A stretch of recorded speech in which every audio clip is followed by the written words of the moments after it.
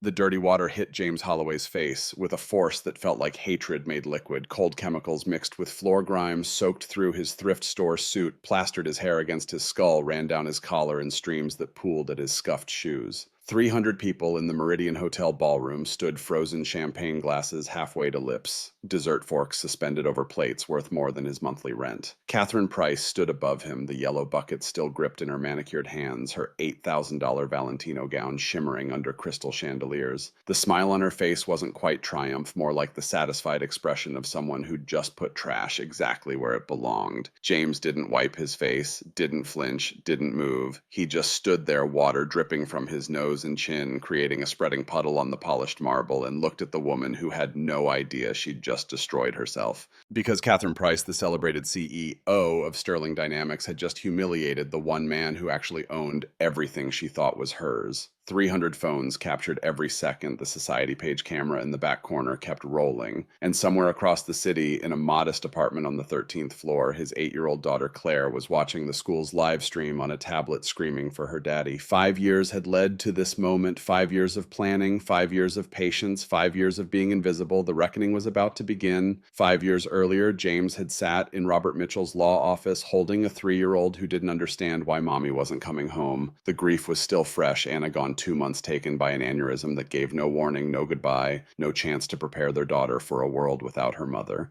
And now his father William was gone, heart attack at 68, leaving James orphaned and widowed in the same spring. The lawyer's voice droned through the will's standard provisions: the villa in Connecticut, the investment portfolio, the art collection Anna had loved. James barely heard any of it. Claire had fallen asleep against his chest, her tiny fingers clutching his shirt, her breathing the only thing keeping him tethered to reality. Then Robert Mitchell cleared his throat and the room changed. Your father included a special provision regarding Sterling Dynamics. Robert's weathered hands unfolded a handwritten letter, William Holloway's distinctive slanted script covering 3 pages. You inherit controlling ownership, 62% of the company, but there are conditions. James looked up, trying to focus through the fog of loss. You must live under a different identity for 5 years. Robert's voice was steady, practiced like he'd rehearsed this moment for months. Change your name legally, take modest employment, observe the company from a distance while Catherine Price serves as acting CEO. If she proves worthy of the position, you sign over permanent control. If not, you reclaim what's yours. The absurdity of it penetrated even through grief. His father had designed a test, a 5-year experiment in human character with $1 billion company as the stakes. Robert handed him the letter. James's fingers trembled as he unfolded it, recognizing his father's handwriting immediately, the same hand that had written birthday cards and business contracts, advice and admonishments, everything that had shaped James's 30 years. My dear son, the letter began, I know you're drowning right now. Anna's death nearly killed me too. She was the daughter I never had, and losing her feels like losing half of what made our family whole. And now you've lost me as well, and I'm sorry for that. Sorry I can't be there to help you raise Claire. Sorry I'm adding this burden to your grief. But James, I need you to do this. Not for the company, for yourself, for Claire, for understanding what really matters when everything else is stripped away. Catherine Price is brilliant. Harvard MB, a McKinsey pedigree mind. Like a steel trap. She'll grow Sterling's profits, I have no doubt. But brilliance isn't enough to lead. Character is what matters, and character reveals itself not in how we treat our equals, but in how we treat those we perceive as beneath us. You'll watch her. You'll see how she handles power when she thinks no one important is looking. You'll submit innovations anonymously and see if she takes credit or gives it.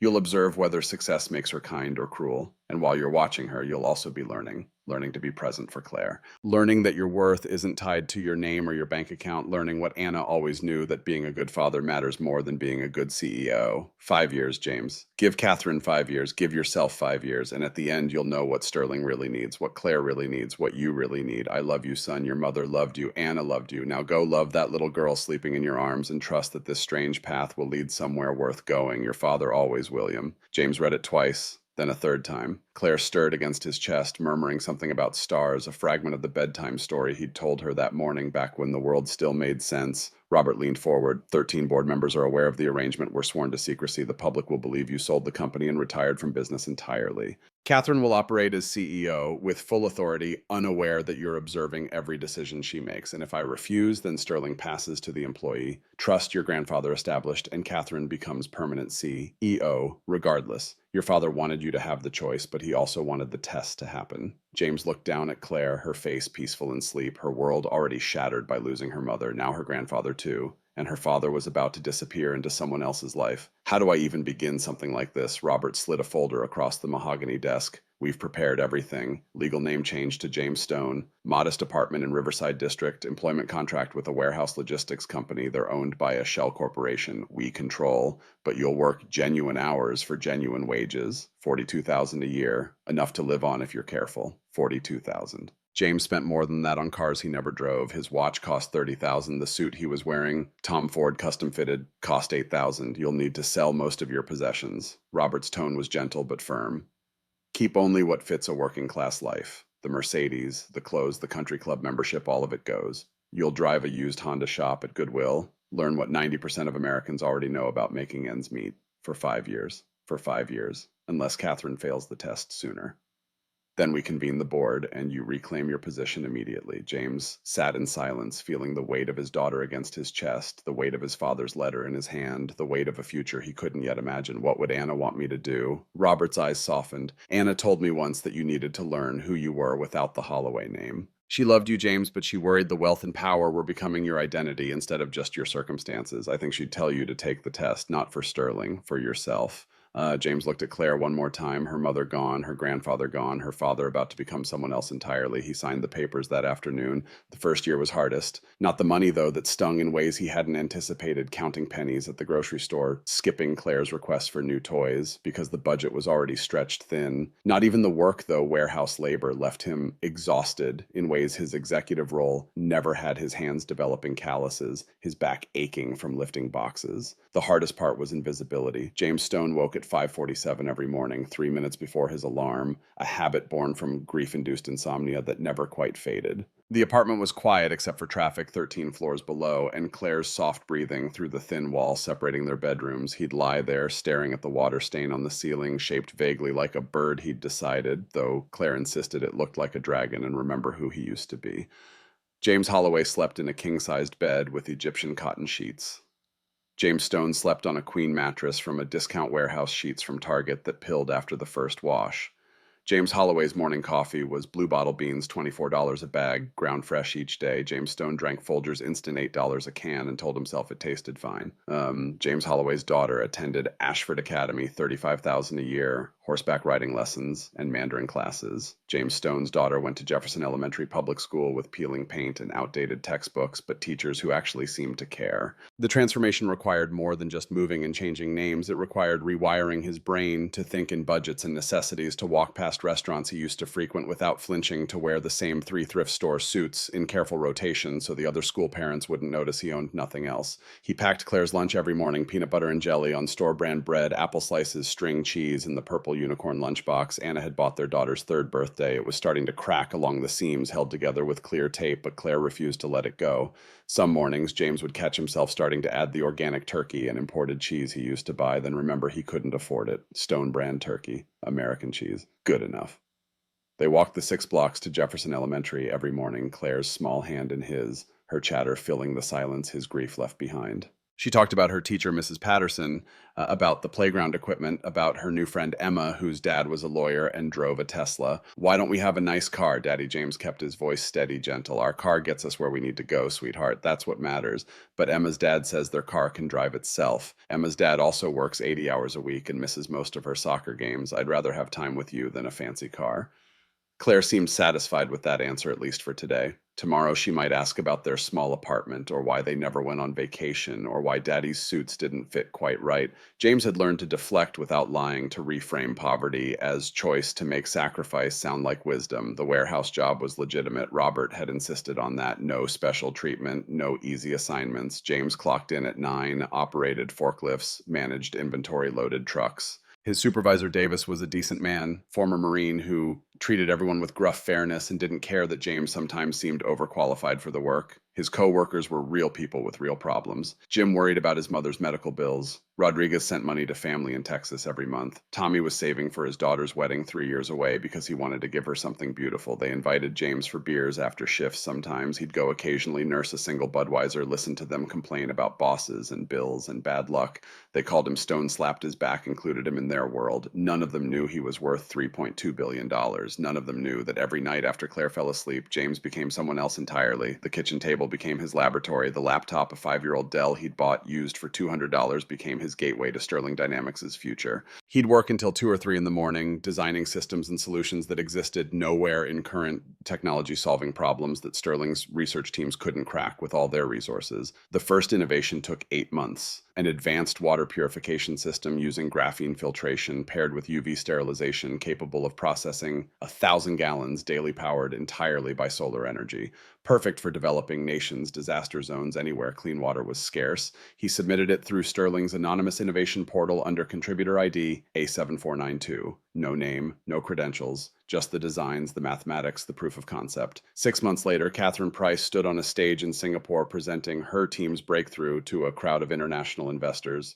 James watched the live stream during his lunch break at the warehouse, sitting in his Honda with the engine off to save gas, eating the sandwich he'd packed that morning. Catherine's voice was confident, polished, every word rehearsed. At Sterling Dynamics, we've cultivated a culture where brilliant minds can thrive. This water purification system represents months of dedicated research by our engineering teams. I'm incredibly proud of what we've accomplished together. The crowd applauded. Catherine smiled, accepting accolades for 8 months of James's late-night work, his calculations, his vision. She fielded questions with practiced ease, explaining technical details she'd memorized from the reports his designs had generated. The Innovation Excellence Award came 2 months later. A photograph appeared in Forbes' Catherine holding a crystal trophy, that same practiced smile, a caption reading, "Tech visionary Catherine Price leads Sterling to new heights." James cut out the article and filed it away with the submission records, the timestamps, the proof that every word she'd claimed was a lie. The second year brought more innovations. A renewable energy storage system that didn't require lithium, solving one of green technology's biggest problems. Catherine presented it at a climate summit in Geneva, spoke eloquently about Sterling's commitment to sustainability, accepted a United Nations commendation. The third year, manufacturing automation protocols that increased efficiency 40% while actually improving worker safety. Catherine gave a TED talk about human-centered innovation, her ideas about preserving dignity while embracing progress, 20 million views. Standing ovation. James watched every presentation, read every interview, documented every stolen achievement, and he also watched how she treated people when the cameras weren't rolling. The board meetings were monthly, held late at night in Robert Mitchell's office. James would leave this warehouse at 5, drive his Honda to the secret garage 3 blocks away, change into his tailored Brioni suit, stored in a climate-controlled unit, switch to the Mercedes, hidden behind a privacy screen, and transform back into James Holloway for 2 hours. 13 board members gathered around the mahogany table, the same people who'd known his father, who'd sworn to keep his secret, who were watching Catherine Price with the same careful attention he was.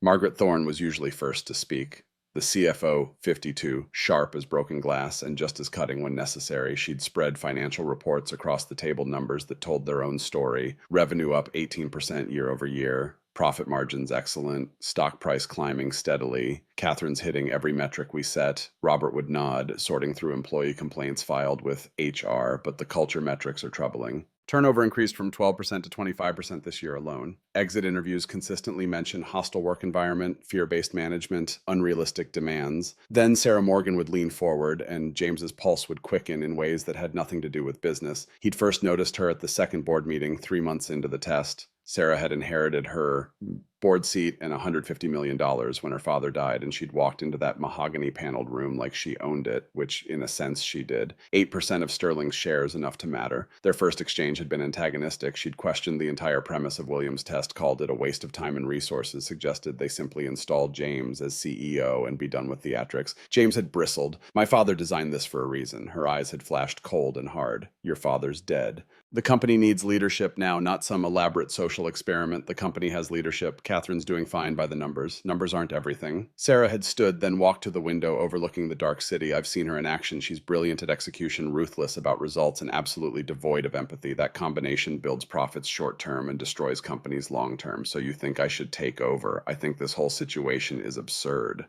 Sarah had turned back to face him, backlit by the city lights, her silhouette sharp and uncompromising. A grown man playing dress-up, pretending to be poor, while a woman who actually earned her position gets set up to fail a test she doesn't even know she's taking. It's manipulative, it's cruel, and honestly it makes me question whether you're any better than she is. The words had stung precisely because part of him agreed. But he defended the test anyway, defended his father's wisdom, defended the necessity of understanding character before granting power.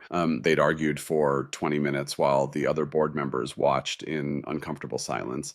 Finally, Robert had called time, suggested they table the philosophical debate and focus on quarterly reports. But something had shifted in that exchange. James had seen past Sarah's armor to the wounds underneath. She was angry, yes, but also afraid of powerful men who played games with other people's lives, afraid of trusting her instincts after they'd led her wrong before.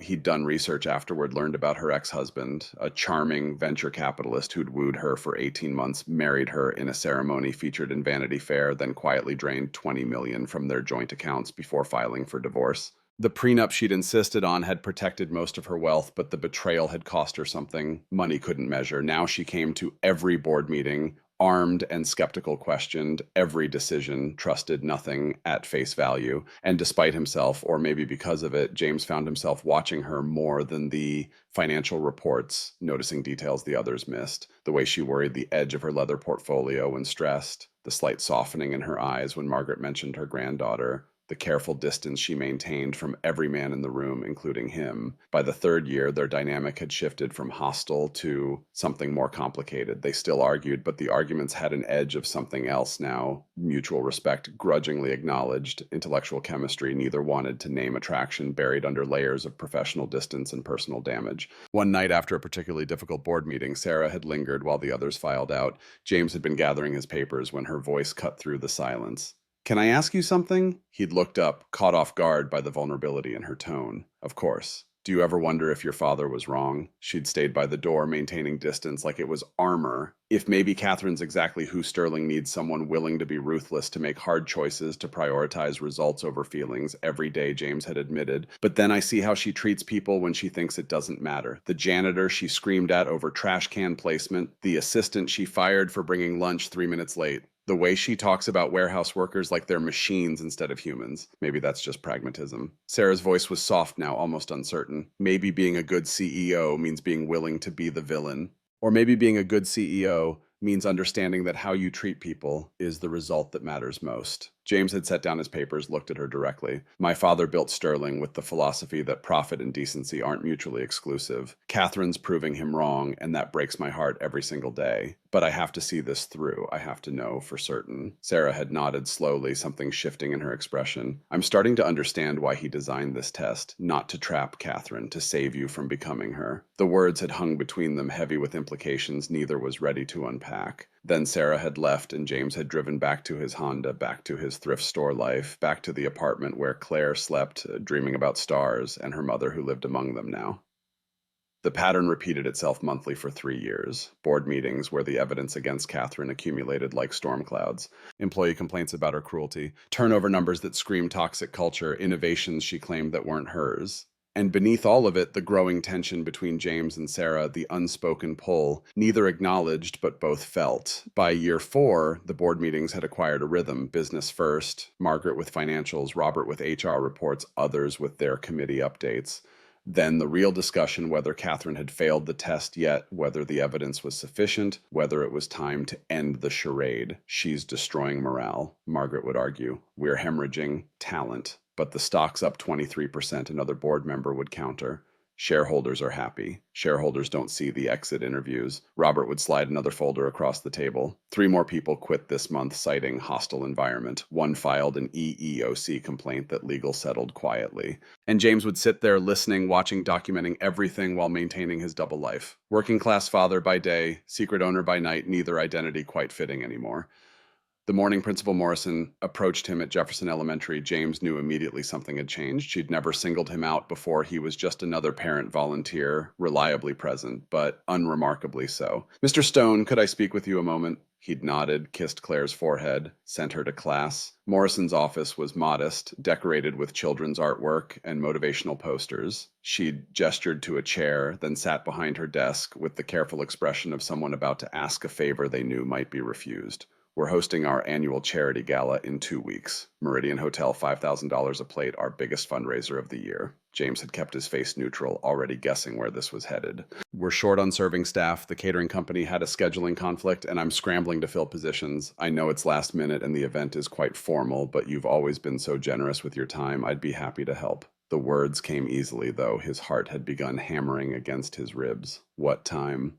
6 p.m.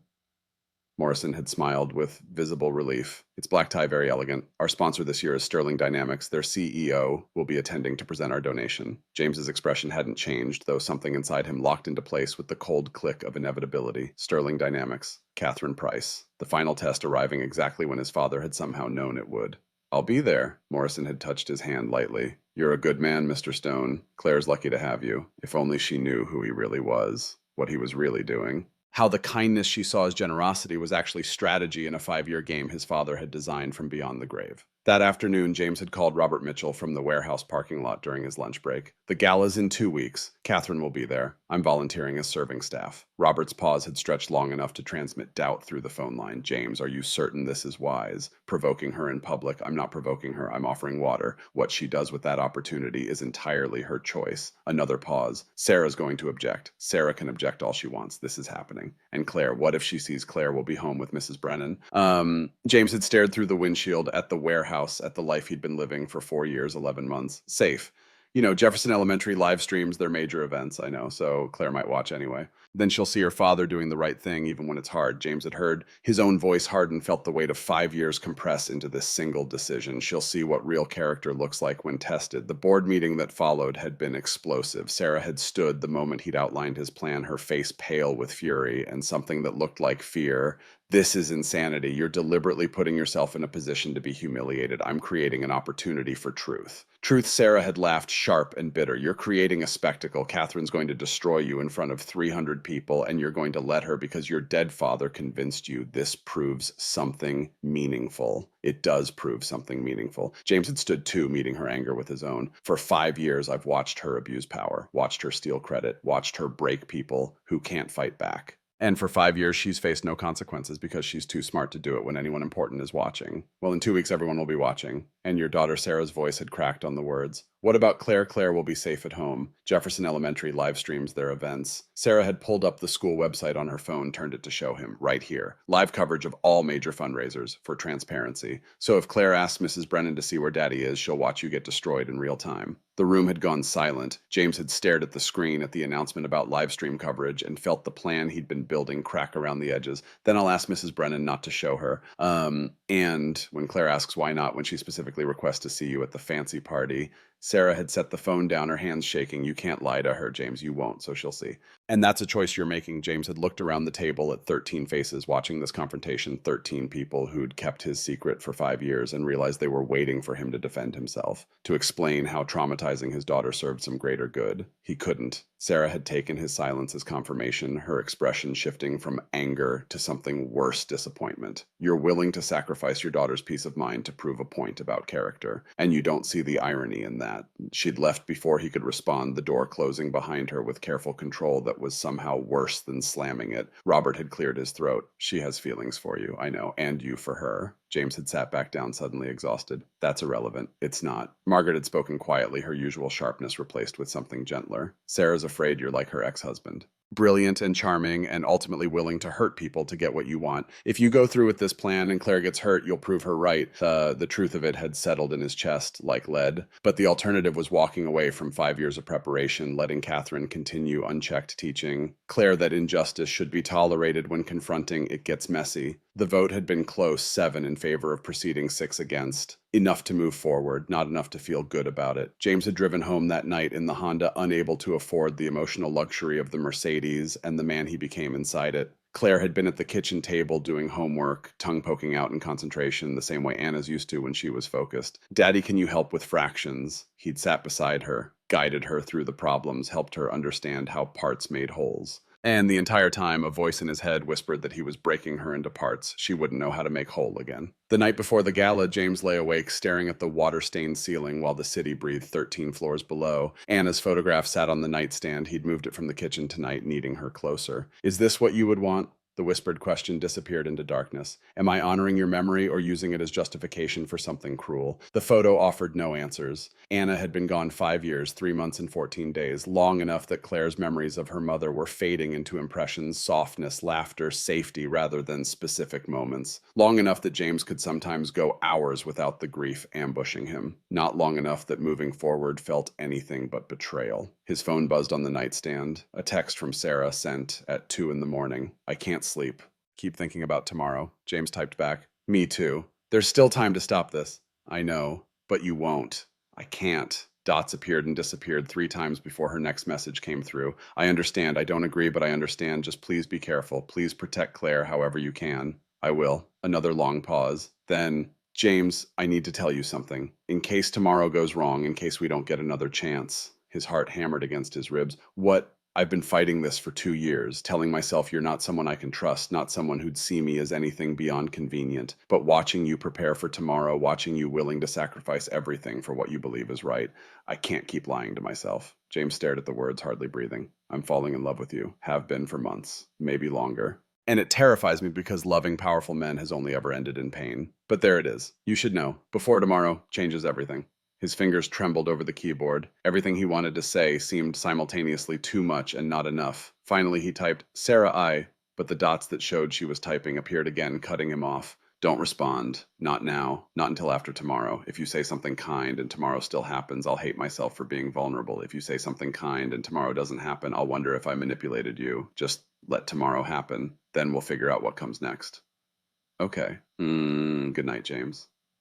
Good night, Sarah. He didn't sleep. Instead, he lay there watching the ceiling stain shift in the darkness, thinking about Sarah's confession, about Claire sleeping in the next room, about Catherine Price, who had no idea her entire world was about to shatter, about his father's test and his dead wife's photograph and the man he'd been versus the man he'd become. At 5:47, his alarm went off. James turned it off and began the last day of being invisible. The morning routine flowed with the automaticity of 5 years' practice. Instant coffee in the world's best dad mug. Claire's lunch packed with careful precision, peanut butter and jelly crusts, removed apple slices, cut thin string cheese in the insulated pocket. Her purple unicorn lunchbox was held together with clear tape, now the plastic cracking along every seam, but she wouldn't consider replacing it. They walked the 6 blocks to Jefferson Elementary through morning sun that seemed too bright for what was coming. Claire chattered about her science project, about Sophie's upcoming birthday party, about whether Saturn's rings were made of ice or rock or both. Do you think we could see Saturn for real someday? Daddy James squeezed her hand. Maybe, when you're older. They have telescopes big enough to see the rings clearly. I want to go there, to stand on it and look at the rings from underneath. You'd fall through. Saturn's made of gas, not solid ground. Claire considered this seriously. Then I want to fly around it, in a spaceship, and you could come with me? His throat tightened. I'd like that, sweetheart. At the school entrance, Principal Morrison waved enthusiastically. Mr. Stone, all set for tonight. James nodded, forcing a smile. Looking forward to it. Claire tugged his hand. Daddy's volunteering at the fancy party. Morrison beamed. Your father's a wonderful man, Claire. We're lucky to have him. If she only knew, if any of them knew, that the humble single father in the thrift store suit owned the company funding their new science wing, that every innovation Catherine Price would brag about tonight had emerged from his laptop at this kitchen table, that tonight's humiliation was 5 years in the making. Claire hugged him goodbye, her small arms fierce around his waist. Love you, Daddy. Love you too, sweetheart. Be good for Mrs. Patterson. Always am. He watched her run to join Sophie, her backpack bouncing her laugh, carrying across the playground. 8 years old, old enough to understand cruelty, old enough to be traumatized by watching her father destroyed, old enough to remember this night for the rest of her life. James turned away before she could see the doubt on his face. The warehouse shift dragged with surreal slowness. Jim complained about his mother's medical bills. Rodriguez showed pictures of his new grandson.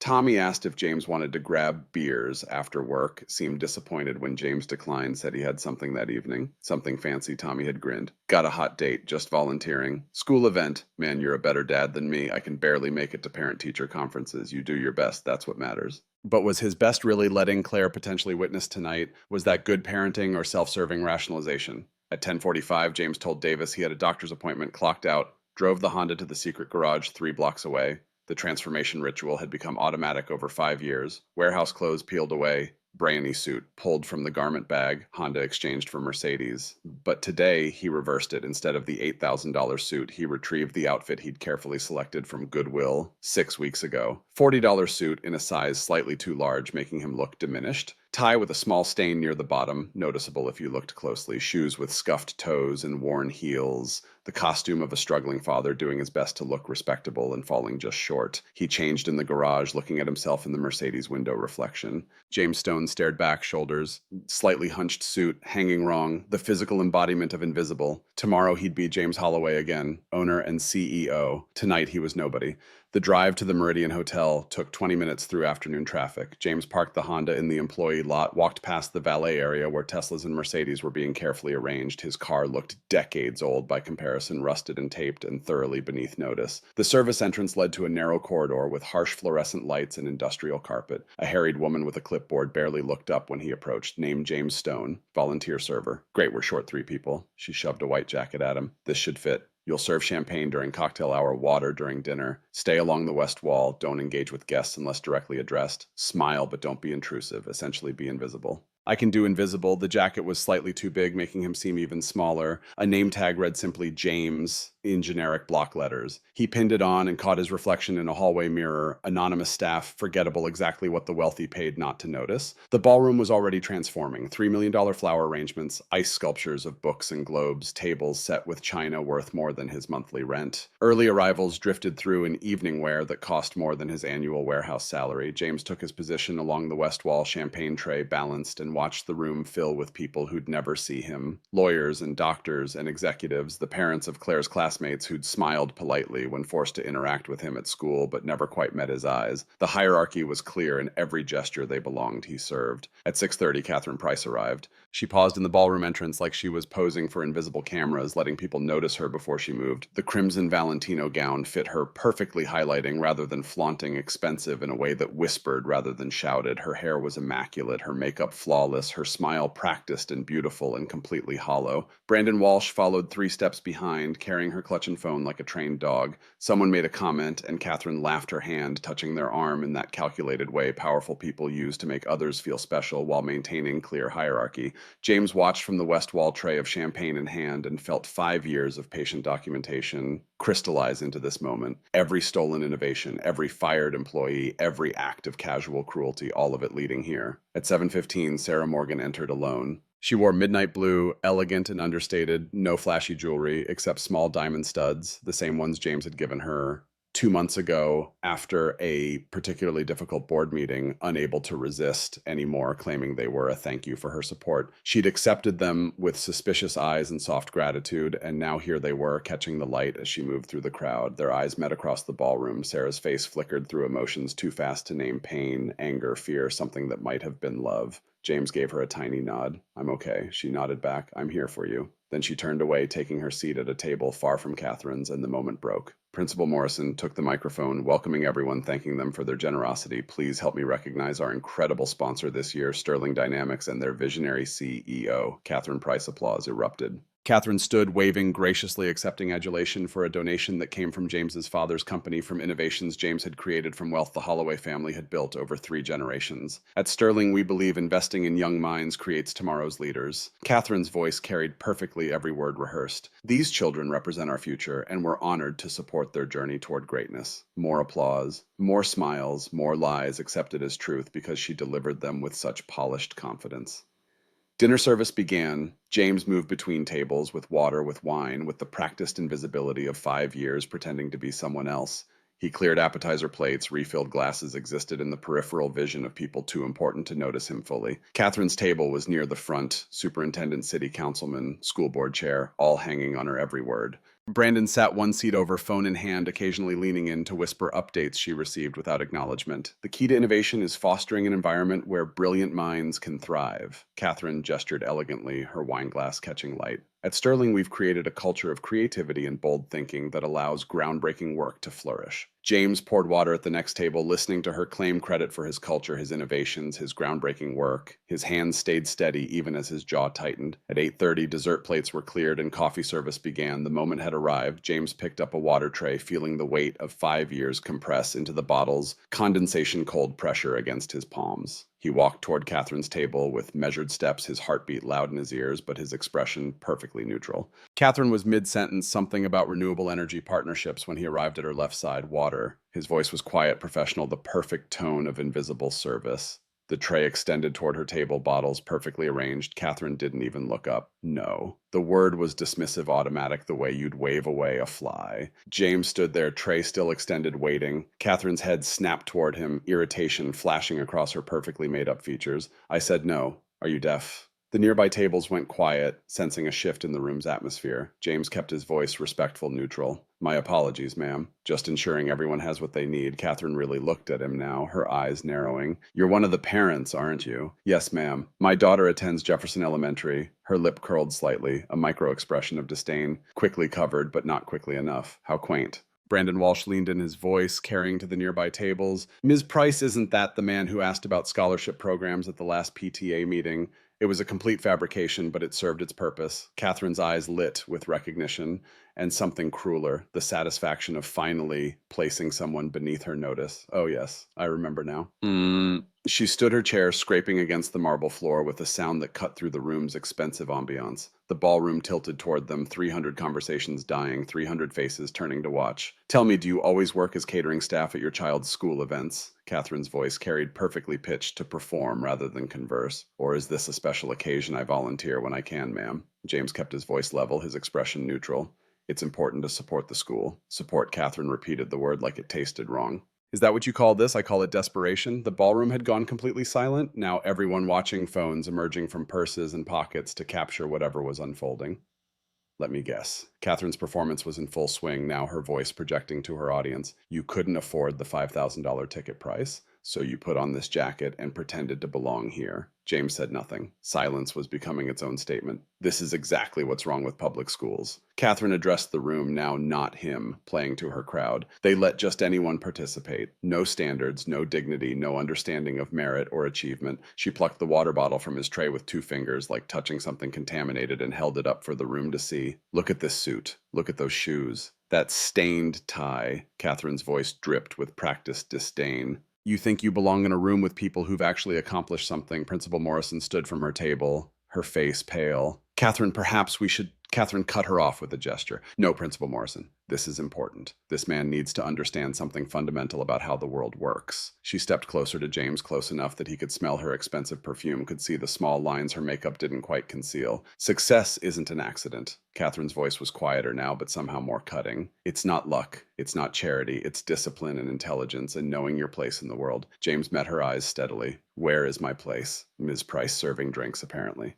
Catherine smiled, and it was the coldest expression James had seen in 5 years of watching her. Be grateful you're even allowed in the building. Be grateful people like me fund schools so your daughter can have an education. Someone in the crowd gasped audibly. Phones were recording from every angle now, capturing every word, every expression. You know what your problem is? Catherine was warming to her theme, enjoying her own performance. People like you think you're entitled to respect just for showing up. You think putting on a cheap suit and playing volunteer makes you equal to people who've actually built something. But respect is earned, and you haven't earned anything. Sarah Morgan was standing now at her distant table, her face stricken, starting to move toward them. Robert Mitchell grabbed her arm, whispered something urgent. Sarah shook him off but stayed in place, tears visible on her face, even from across the room. Catherine scanned the ballroom, saw 300 people watching, felt the power of the moment, and made her fatal choice. She looked toward the service entrance where a janitor's cart sat, forgotten, a yellow bucket visible on top, filled with murky gray water. Brandon.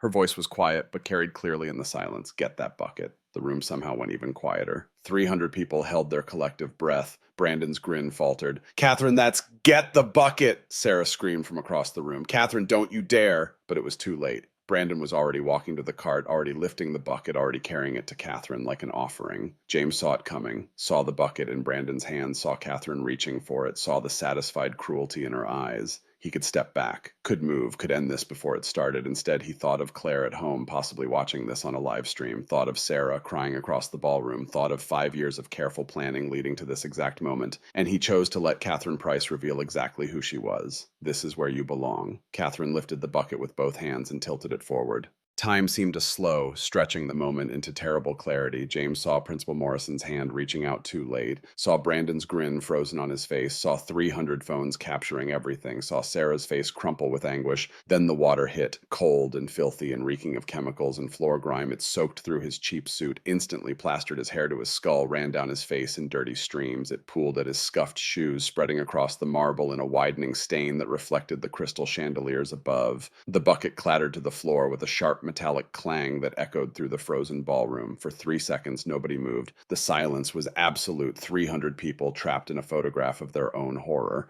Then, from somewhere in the vast room, a child's voice screamed from a phone speaker someone hadn't muted. Daddy Claire! Watching from home, seeing everything. James didn't wipe his face. Didn't flinch, didn't move. He just stood there, water dripping from his nose and chin, and looked at Catherine Price with absolute certainty. You have no idea what you've just done. He didn't say the words aloud, didn't need to. She saw them in his eyes, and for the first time that evening, her expression cracked around the edges. Sarah was running toward them now, grabbing napkins from the nearest table. James, let me. He gently stopped her hand. I'm okay, Sarah. You're not okay. Her voice broke. I'm okay. He looked into her eyes, water still dripping from his hair. Trust me. Sarah pressed the napkins into his hand, her own hands shaking. James wiped his face once slowly, then handed them back. Thank you. He turned without another word and walked toward the exit, his shoes squelched with every step, leaving wet footprints on the marble. The crowd parted like water around a stone faces, shocked and horrified and unable to look away. James walked through the center of the ballroom, not around the edges. Let them all see. Let every phone capture every step. Let the evidence be absolute and undeniable. At the main entrance, not the service entrance, he paused and turned back one final time. 300 people stared at him. Catherine stood frozen, the empty bucket at her feet, her expression shifting from triumph to uncertainty. Sarah stood with her hands pressed to her mouth, tears streaming. James met Catherine's eyes one last time. Then he walked out into the night, leaving behind the wreckage of her career and the beginning of his reclamation. In the parking garage, James sat in his Honda with the engine off, dripping onto the worn seats, his hands finally shaking. His phone was buzzing constantly, now waterlogged but functional. Robert Mitchell's text appeared first. I saw. Everyone saw. Board convening immediately. Say the word. James stared at the screen, thinking about Claire watching him get destroyed, about Sarah crying in the ballroom, about Catherine's face when she'd lifted that bucket, about 5 years of invisible patience finally paying off. He typed one word, now. Then he started the car and drove home to his daughter, who would need her father to explain why sometimes doing the right thing means standing still and letting the wrong thing happen, letting everyone see evil for exactly what it was, even when it hurt worse than dirty water and public humiliation combined. The reckoning had begun. I need to be careful about pacing and make sure the romance doesn't overshadow the legal drama. The depositions should feel tense and strategic, with Catherine pushing back hard. The discovery process reveals important documents that strengthen their case. James and Sarah's relationship develops in the margins of this conflict, growing more meaningful as the stakes rise. Claire's presence adds another layer. She's protective of her father, but gradually sees Sarah's genuine care for him. The trial looms, creating urgency and forcing both James and Sarah to confront what they want beyond the courtroom. Mrs. Brennan provides wisdom and perspective, reminding them that Anna's memory is what matters most. By the end of this section, they're ready to face whatever comes next together. The 17-minute drive home felt like hours. James's hands gripped the steering wheel hard enough to make the knuckles white, dirty water still dripping from his hair onto the Honda's worn upholstery. His phone wouldn't stop buzzing, messages, calls, notifications multiplying faster than he could ignore them. The video was already out there, spreading through the digital world like wildfire, carrying Catherine Price's destruction and his humiliation to millions of strangers who'd never know the full story. He thought about Claire the entire drive, about her scream echoing through the ballroom from that phone speaker, about her watching her father stand motionless while a woman poured filth on him, about explanations he didn't have and comfort he couldn't offer, because how do you tell an 8-year-old that sometimes you have to let yourself be broken so others can see the truth? The apartment building looked the same as always. 13 floors of moderate rent and modest lives. Nothing to suggest that the man parking a rusted Honda in the underground lot was worth $3 billion. James took the elevator up, leaving wet footprints on the metal floor, catching his reflection in the polished doors. He looked exactly like what Catherine had called him, a desperate man pretending to belong somewhere he didn't, except she'd been wrong about which world he didn't belong to anymore. Mrs. Brennan opened the door before he could use his key, her kind face streaked with tears, her hands twisting a dish towel into knots.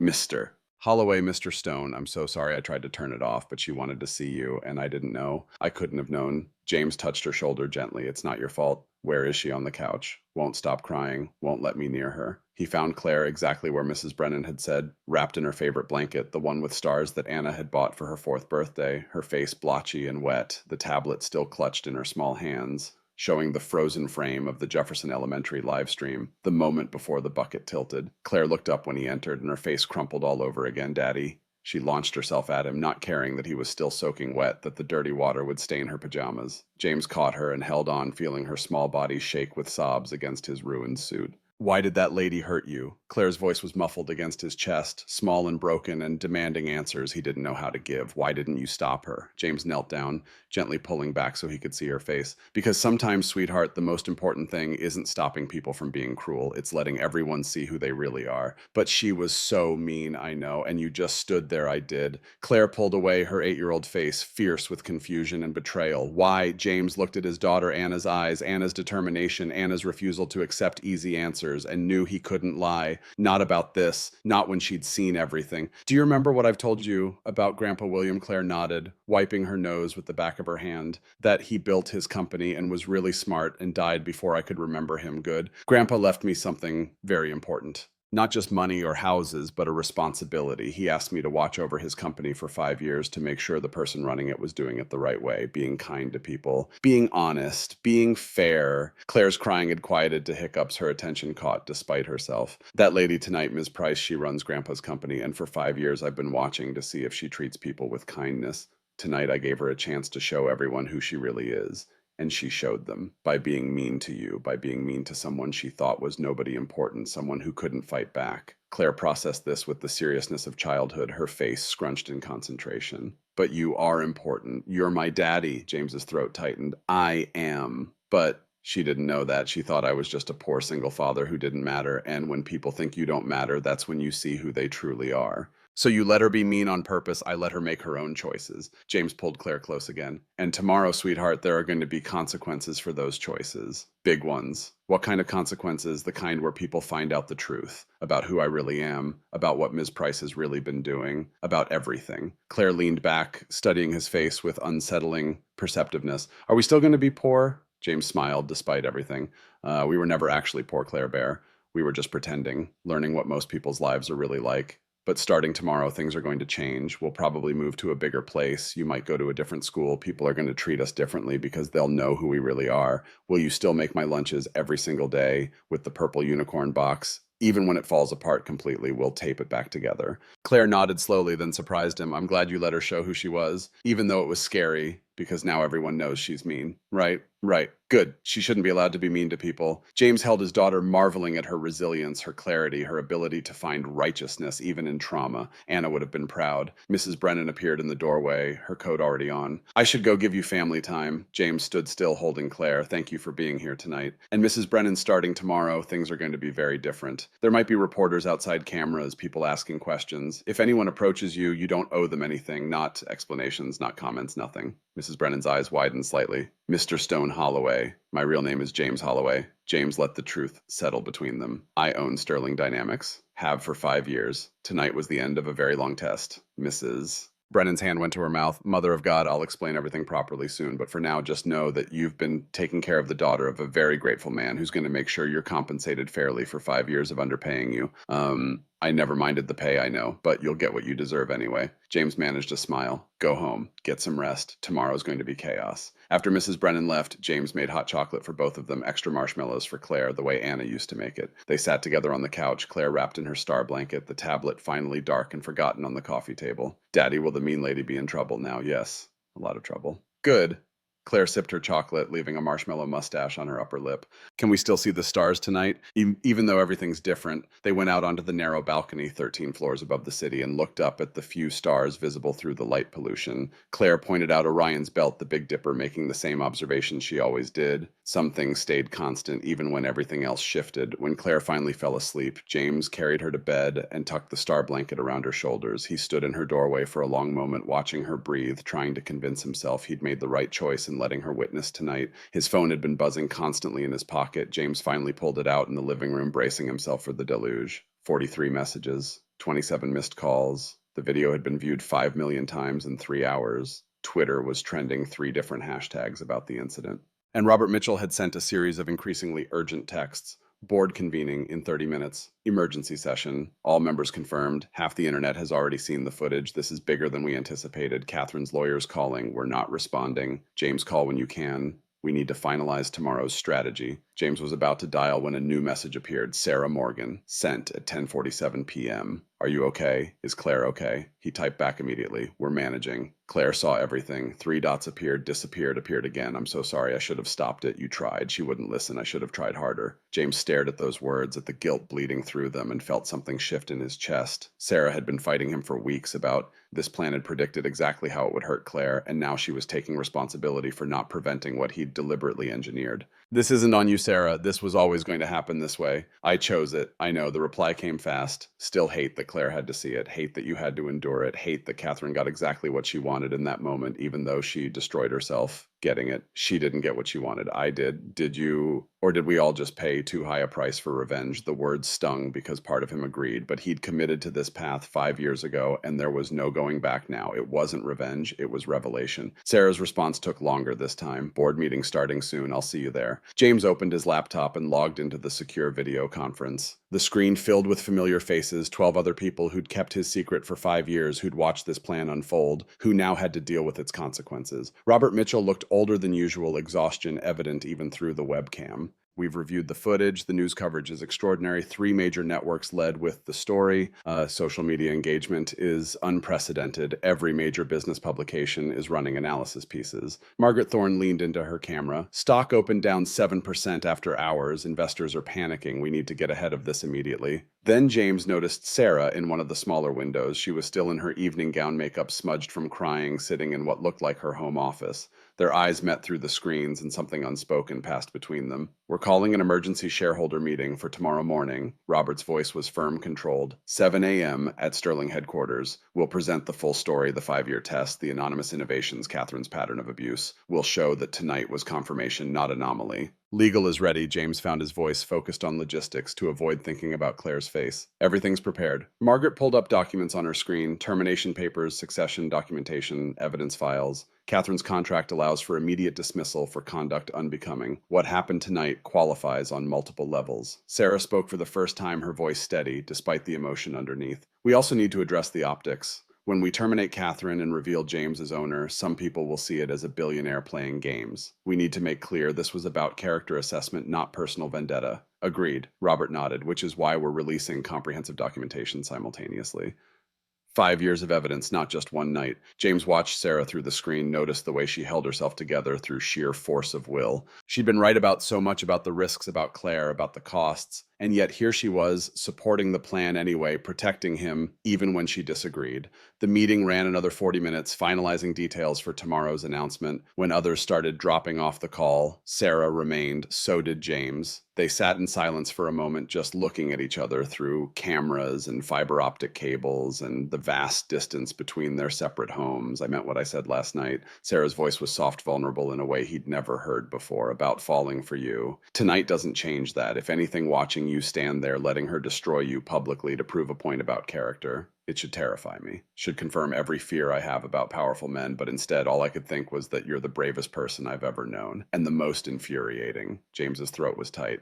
Sarah, don't respond yet. Just like I asked, not until after tomorrow, not until everything's settled and you know what you're really choosing, because tomorrow you become CEO of $1 billion company, and I need to know if you want me for who I am or because I'm convenient. You could never be convenient. Sarah smiled, small and sad. Get some sleep, James. Tomorrow changes everything. The call ended before he could respond. James sat in the dark apartment, his daughter sleeping in the next room, his wetsuit finally starting to dry in uncomfortable patches, and thought about Sarah's confession, about 5 years of planning, reaching their culmination, about all the ways tomorrow could go right or catastrophically wrong. Sleep never came. At 2 a.m., he was still awake, scrolling through social media, watching the video of his humiliation shared and reshared, watching strangers debate whether he deserved sympathy or mockery. The comment section was brutal. Why didn't he defend himself? Probably staged for attention. That's assault. Catherine Price should be arrested. We don't know what he did to provoke her. Rich people problems. Who cares? At 3 a.m., another text from Sarah. Can't sleep either. Thinking about tomorrow. Me too. Scared, terrified. Good. Her response surprised him. Means you understand what's at stake. Anyone who wasn't scared right now would be a fool. Are you scared of tomorrow? No. Of what comes after? Yes. James stared at those words, trying to decode their meaning. After what? After you're CEO and I'm board member, and everything gets complicated by power dynamics and public scrutiny, and all the things that destroyed my last relationship were already complicated, not like we will be. The dots appeared and disappeared several times. James, I've spent 2 years falling for a man who worked in a warehouse and made his daughter's lunch and understood what it meant to struggle. Tomorrow you become someone else, someone who never has to struggle again. What if that changes you? What if it doesn't?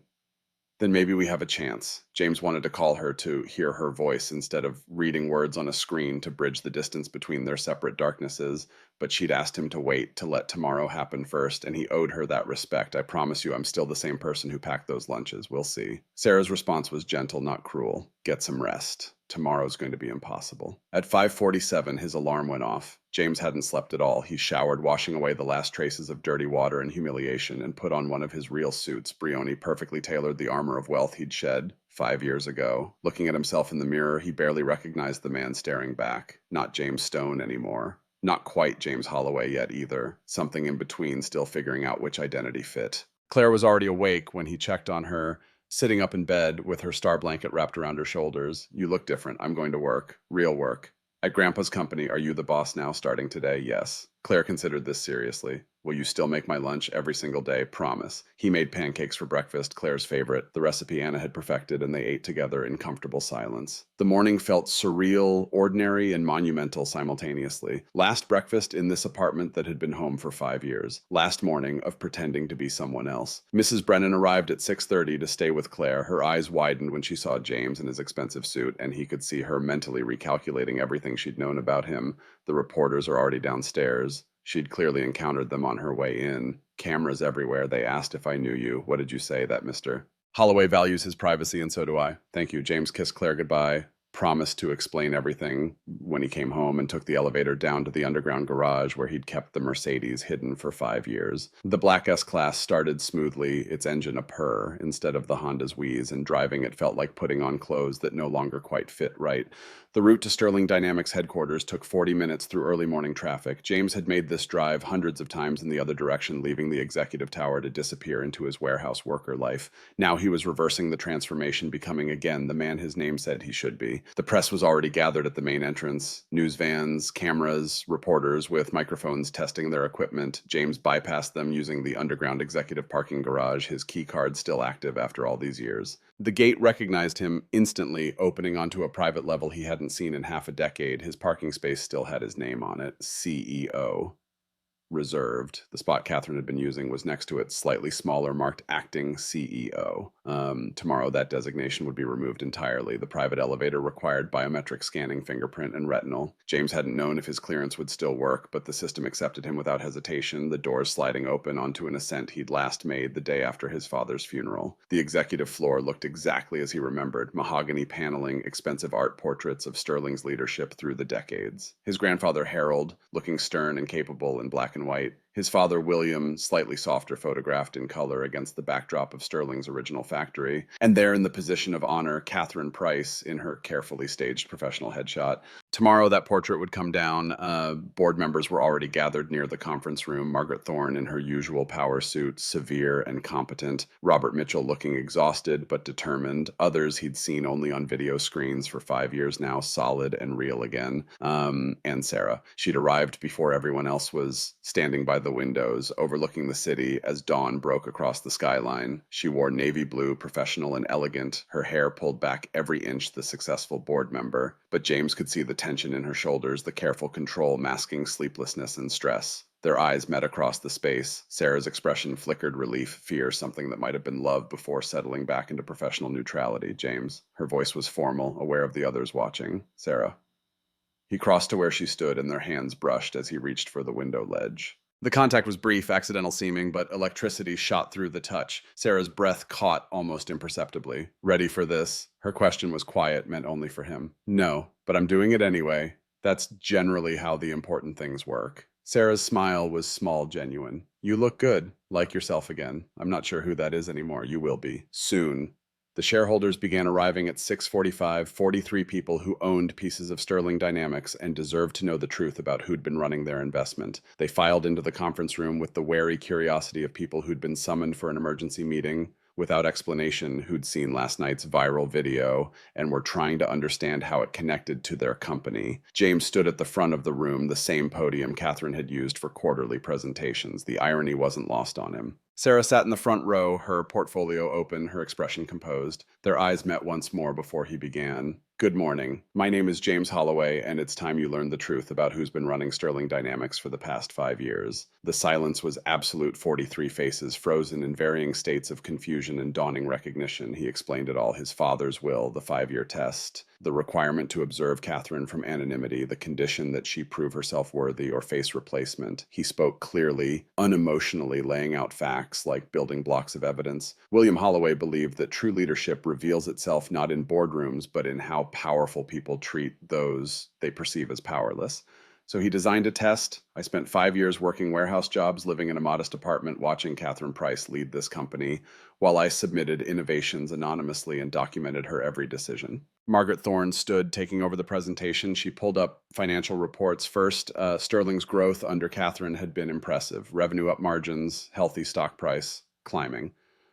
Then she showed the other metrics: employee turnover at 52%, HR complaints up 300%, exit interviews consistently citing hostile work environment, 23 wrongful termination cases settled quietly, and most damning, a pattern of Catherine taking credit for innovations she hadn't created. Sarah stood next, and James felt his heart rate quicken. She'd prepared her own presentation without telling him. I've served on this board for 3 years. Her voice was clear, authoritative. When I first learned about the test, I thought it was absurd, manipulative, unfair to Catherine and to Sterling itself. I argued against it in every board meeting. I told James he was wasting everyone's time. She pulled up a new slide, the video from last night, frozen on the frame before Catherine lifted the bucket. But I was wrong. This isn't about one incident. It's about character. For 3 years, I've watched Catherine Price treat success as permission for cruelty. I've watched her fire talented people for trivial reasons. I've watched her claim credit for work that wasn't hers. I've watched her build a culture where fear drives productivity and kindness is seen as weakness. Sarah's voice strengthened. And last night, I watched her pour dirty water on a man who'd done nothing but offer her a drink, not because he'd wronged her, not because he'd failed at anything, but because she could, because she thought he was nobody important, because in that moment, with 300 people watching, she revealed exactly who she is when she believes there are no consequences. The room was completely still. Sarah turned to look directly at James, and the emotion in her eyes was unmistakable.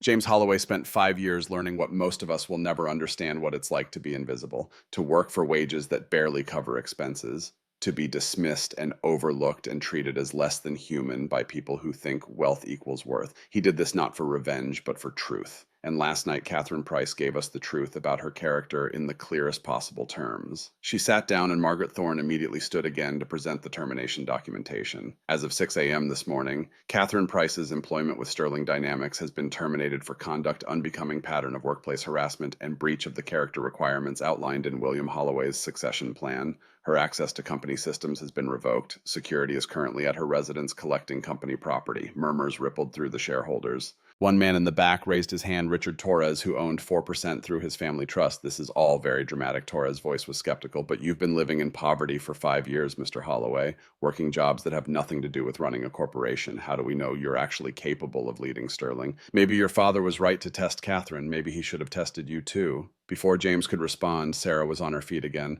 I'll answer that. Her tone was sharp, protective. James Holloway submitted 17 major innovations over the past 5 years, patents that have generated over $400 million in revenue, breakthroughs that put Sterling at the forefront of 3 different industries. He did this with a laptop at his kitchen table, working after his daughter went to sleep while holding down a full-time warehouse job and raising a child alone. She pulled up another slide, a timeline matching James's anonymous submissions to Catherine's public presentations. He didn't have research teams, didn't have unlimited resources, didn't have the infrastructure of a billion-dollar company, and he still outperformed our entire R&D department. So the question isn't whether he can run Sterling. The question is what he'll accomplish when he finally has the resources to match his capabilities. Sarah sat down, and the room erupted in applause. Margaret Thornton started clapping, then others joined until more than half the shareholders were standing. Torres didn't join, but he nodded once, a gesture of grudging respect. James caught Sarah's eye and mouthed 2 words: "Thank you." She nodded slightly, color high in her cheeks, then looked away as if the intensity of the moment was too much. The shareholder meeting adjourned at 8:45 with a unanimous vote of confidence in James's leadership. Press conference was scheduled for 10 a.m. In the interim, James had 90 minutes to prepare for going public with the story that was already consuming the internet. He found Sarah in the hallway outside the conference room, standing by the windows again, looking out at the city spreading beneath them. That was quite a defense you mounted in there. Sarah didn't turn around. Someone needed to say it. Torres was being an ass. You didn't tell me you were preparing a presentation. You didn't ask. She finally looked at him, and her expression was complicated. Besides, I needed to say those things publicly. Needed the board to hear me acknowledge I was wrong about the test. Needed them to know I support you completely. Do you support me completely? Sarah studied him for a long moment. Yesterday, I would have said I wasn't sure. Today, after watching you walk into that room and tell 43 strangers the truth with no excuses or self pity, yes, I support you completely. James wanted to close the distance between them, to pull her into his arms, to kiss her the way he'd been wanting to for 2 years. But Margaret Thorne was approaching with a tablet full of press conference details, and this wasn't the moment. We'll talk later. Sarah's voice was soft, promising. After everything calms down, if it ever calms down, it won't. Her smile was rueful. Welcome to being visible again, James. The war room for press conference preparation was full of Sterling's communications team, legal advisors, and board members offering conflicting strategies. James sat through an hour of debate about messaging, about optics, about how to frame the story in ways that minimized damage. Sarah cut through the noise with characteristic directness. We're overcomplicating this. We tell the truth. William Holloway designed a test. Catherine failed it. James is reclaiming his rightful position. We acknowledge the test was unorthodox but necessary. We release documentation proving Catherine's pattern of misconduct. We let facts speak for themselves. But the gender dynamics someone from communications started, Sarah cut them off, are irrelevant. This isn't about Catherine being a woman. It's about Catherine being cruel. If she wants to play the gender card, that's her choice. We respond with evidence, not apologies. The strategy was approved. At 9:30, the communications team created a new page on Sterling's website, Truth and Transparency. It went live with comprehensive documentation. Every anonymous innovation James had submitted matched with timestamps and Catherine's subsequent public claims. Every HR complaint filed against her. Every employee who'd been wrongfully terminated. Video testimonies from people willing to go on record about her behavior. Jennifer Brooks's video was particularly damning.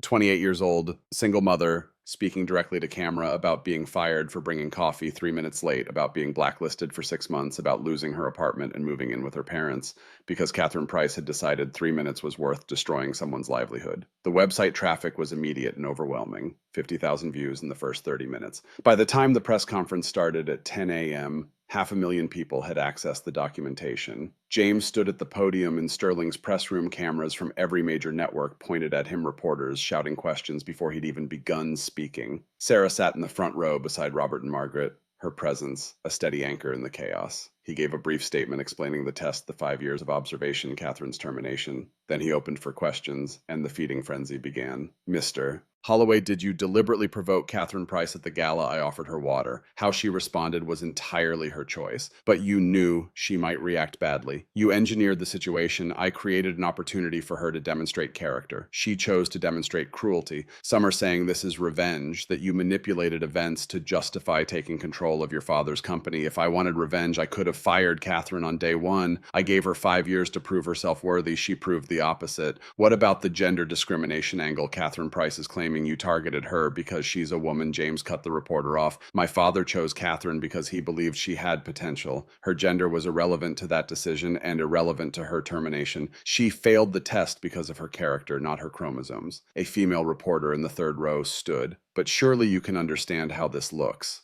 A wealthy man living in disguise, watching a successful woman waiting for her to fail. She didn't wait for failure. She earned it. Sarah's voice cut through the room, sharp and unexpected. The reporter turned toward her in surprise. I'm Sarah Morgan, board member. I opposed this test for 2 years because I thought it was manipulative. But I was wrong. Catherine Price didn't fail because James was watching. She failed because when given power, she chose to abuse it systematically over 5 years. That's not gender discrimination, that's accountability. The room erupted with more questions, but James raised his hand for quiet. I understand skepticism. I understand this story sounds implausible. That's why we've released comprehensive documentation. 5 years of evidence is available on our website. Review it. Make your own judgments based on facts, not narratives. The press conference ended at 11:15. James had fielded 37 questions, deflected a dozen more, and given half the media exactly what they wanted. Controversy drama, a David versus Goliath story with unclear heroes. The other half had what they needed. Facts, documentation, proof. By noon, the website had been accessed by 2 million people. Social media was split almost perfectly down the middle. Half the internet was convinced Catherine Price was a victim of elaborate manipulation. The other half believed she'd gotten exactly what she deserved. And then at 7 p.m., Catherine Price appeared on Channel 7 News for a live interview with Amanda Reeves, and everything exploded all over again. James was home with Claire when Sarah called, "Turn on Channel 7. Catherine's doing a televised interview right now, live." He put Claire in her room with instructions to stay there, then turned on the television to see Catherine sitting across from Amanda Reeves in what was clearly a carefully staged sympathy play. She wore cream instead of crimson, her makeup subtler than the gala, her expression carefully crafted vulnerability instead of confidence. "Ms. Price, the video shows you pouring water on James Holloway. How do you explain that action?" Catherine's voice trembled, slightly perfectly calibrated emotion. "I was defending myself. Mr. Holloway has been harassing me for months. Showing up at company events uninvited, making veiled threats, creating situations designed to provoke me. Last night, he approached me aggressively during a public event, wouldn't leave when I told him to, and I reacted out of fear. Witnesses say he simply offered you water, witnesses who work for him." Catherine's interruption was smooth, practiced. Of course, they'll take his side. James Holloway spent 5 years orchestrating this situation, gathering people loyal to him, waiting for the perfect moment to destroy me and claim credit for my work. The innovations attributed to you are mine. Catherine's certainty was absolute. My team's work under my leadership. James Holloway may have submitted some ideas through our open innovation portal, but they were undeveloped concepts. My engineers transformed them into viable products. Leadership means taking responsibility for results, and I did that. James watched, jaw clenched, as Catherine systematically rewrote 5 years of reality. She was good, better than he'd expected. Every answer perfectly crafted, every emotion calculated to generate sympathy, every accusation designed to plant doubt. Then Catherine leaned forward, tears glistening in her eyes, and played her final card. "I'm a woman in a male-dominated industry. I've worked my entire life to get where I am. No family connections, no inherited wealth, just talent and determination. And now a powerful man with unlimited resources is using one unfortunate moment to erase everything I've built. This isn't about character or leadership. This is about gender. This is about power. This is about silencing successful women who threaten men's control." The interviewer pressed her on the evidence, on the employee complaints, on the pattern of terminations. Catherine had answers for everything: disgruntled employees, competitive industry standards, tough decisions required for success. James's phone was already exploding with messages. The interview was being shared millions of times, the gender discrimination narrative catching fire across social media. Catherine had successfully reframed herself as victim, him as villain. Sarah called back, "Don't panic. This was expected. Half the internet believes her. The other half has access to our documentation. Facts will win eventually. And if they don't, then we keep telling the truth until they do." Sarah's voice was firm. "James, powerful people always have one last card to play. Catherine's playing hers. Tomorrow we respond with evidence, not emotion. We stay steady. You sound very certain." "I'm not." Her admission surprised him. "But I trust you, and I trust that truth matters more than performance, even when performance is compelling." After they hung up, James sat in the dark living room television, still playing Catherine's interview on loop across news channels, and wondered if Sarah's faith was justified or naive. 5 years of planning, and Catherine might escape consequences entirely by telling the right lies to the right audience. His phone buzzed again. This time Robert Mitchell. Catherine filed lawsuit. Just got notification from her attorneys. James closed his eyes. Of course she did. Demanding $200 million.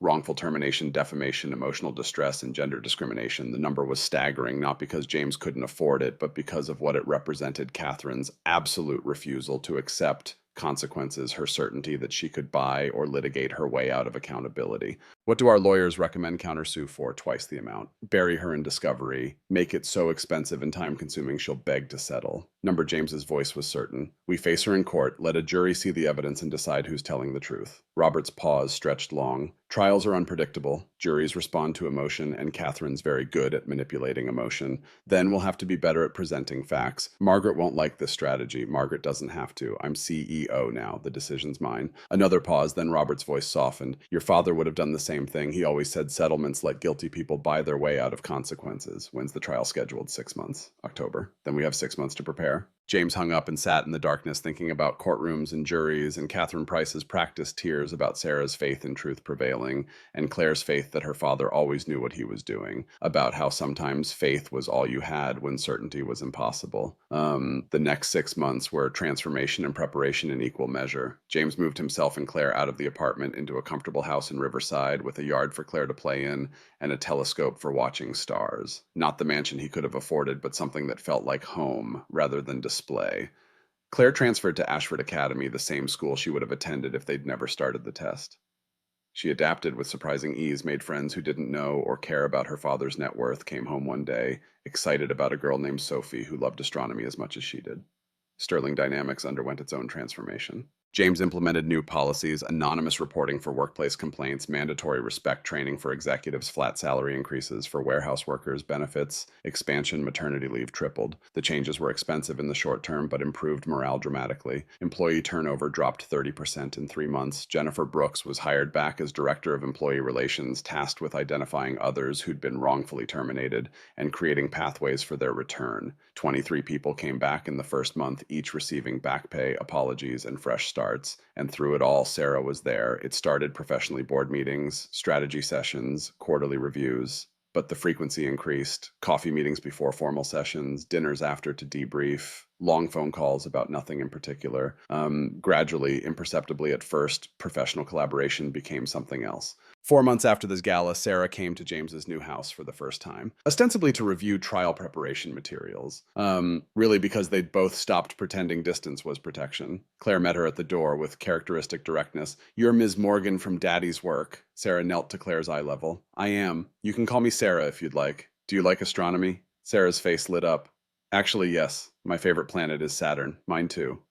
Because of the rings, James watched from the kitchen doorway as his daughter and the woman he was falling for bonded over planetary rings and telescope specifications, feeling something in his chest that had been frozen since Anna's death begin to thaw. After Claire went to bed, Sarah and James sat on the back porch with wine trial documents forgotten on the table between them. "She's remarkable." Sarah's voice was soft. "You've done an incredible job with her. Anna would have done better. Maybe. Or maybe you've done exactly what Claire needed, been present and honest, and loved her through the hardest parts." They sat in comfortable silence, watching stars emerge as the city lights dimmed. James wanted to reach for Sarah's hand, but didn't know if the moment was right, if she was ready, if he was ready. Sarah solved the problem by reaching for his first. Their fingers interlaced naturally, like they'd been designed to fit together. James looked at her in the dim porch light, and she was looking back, and the fear in her eyes was matched by hope. "I'm terrified of this." Sarah's voice was barely above a whisper. "Of you. Of what happens if I trust you and you turn out to be like him. I'm not your ex-husband, I know. That's what terrifies me most.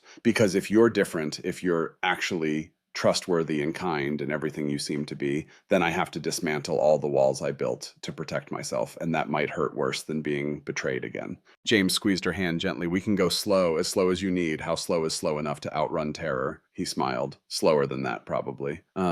They sat hand in hand until the wine was gone and the stars were fully visible, talking about things that mattered and things that didn't, building something neither could quite name yet, but both recognized as important. When Sarah left that night, James walked her to her car. They stood in the driveway, neither quite ready for goodbye. "Thank you for letting me meet Claire. Thank you for being someone I wanted her to meet." Sarah looked up at him, close enough to kiss, but not quite closing the distance. "After the trial, when everything's settled and we know what the verdict is and there's no more uncertainty about Catherine, then we can figure out what this is. What if the verdict goes wrong, then we figure it out anyway." Sarah's smile was small but genuine. "I'm not running anymore, James. Just asking for time to be sure I can really stay." She kissed his cheek, brief, gentle, full of promise, and drove away into the night, leaving James standing in his driveway thinking about trials and verdicts and the terrifying possibility of building something real with someone who'd learned the hard way that real things could shatter. The lawsuit consumed the remaining 2 months with depositions, document reviews, legal strategies. Catherine's attorneys were expensive and aggressive, trying every maneuver to suppress evidence or exclude witnesses. The judge denied most motions but allowed enough to make the trial genuinely uncertain. 3 weeks before the trial date, James was working late in his home office when Claire appeared in the doorway in her star pajamas. "Daddy, are you worried about the trial a little?" "Why?" "Because you've been staying up late, like you used to when we lived in the apartment." James set down his pen and pulled Claire onto his lap. "You're very observant, Claire Bear. Will the mean lady win? I don't know. That's what juries are for, to decide who's telling the truth. But you are telling the truth. I am. But sometimes even when you're telling the truth, people don't believe you, or they believe a better liar." Claire thought about this seriously. "If she wins, will everything be bad again? No. If she wins, we pay her some money and move forward. She can't take away what's important, you, our family, the changes we've made at Sterling. The worst she can do is cost us money. And money isn't what matters. Money mattered when we were poor. It matters when you don't have enough of it."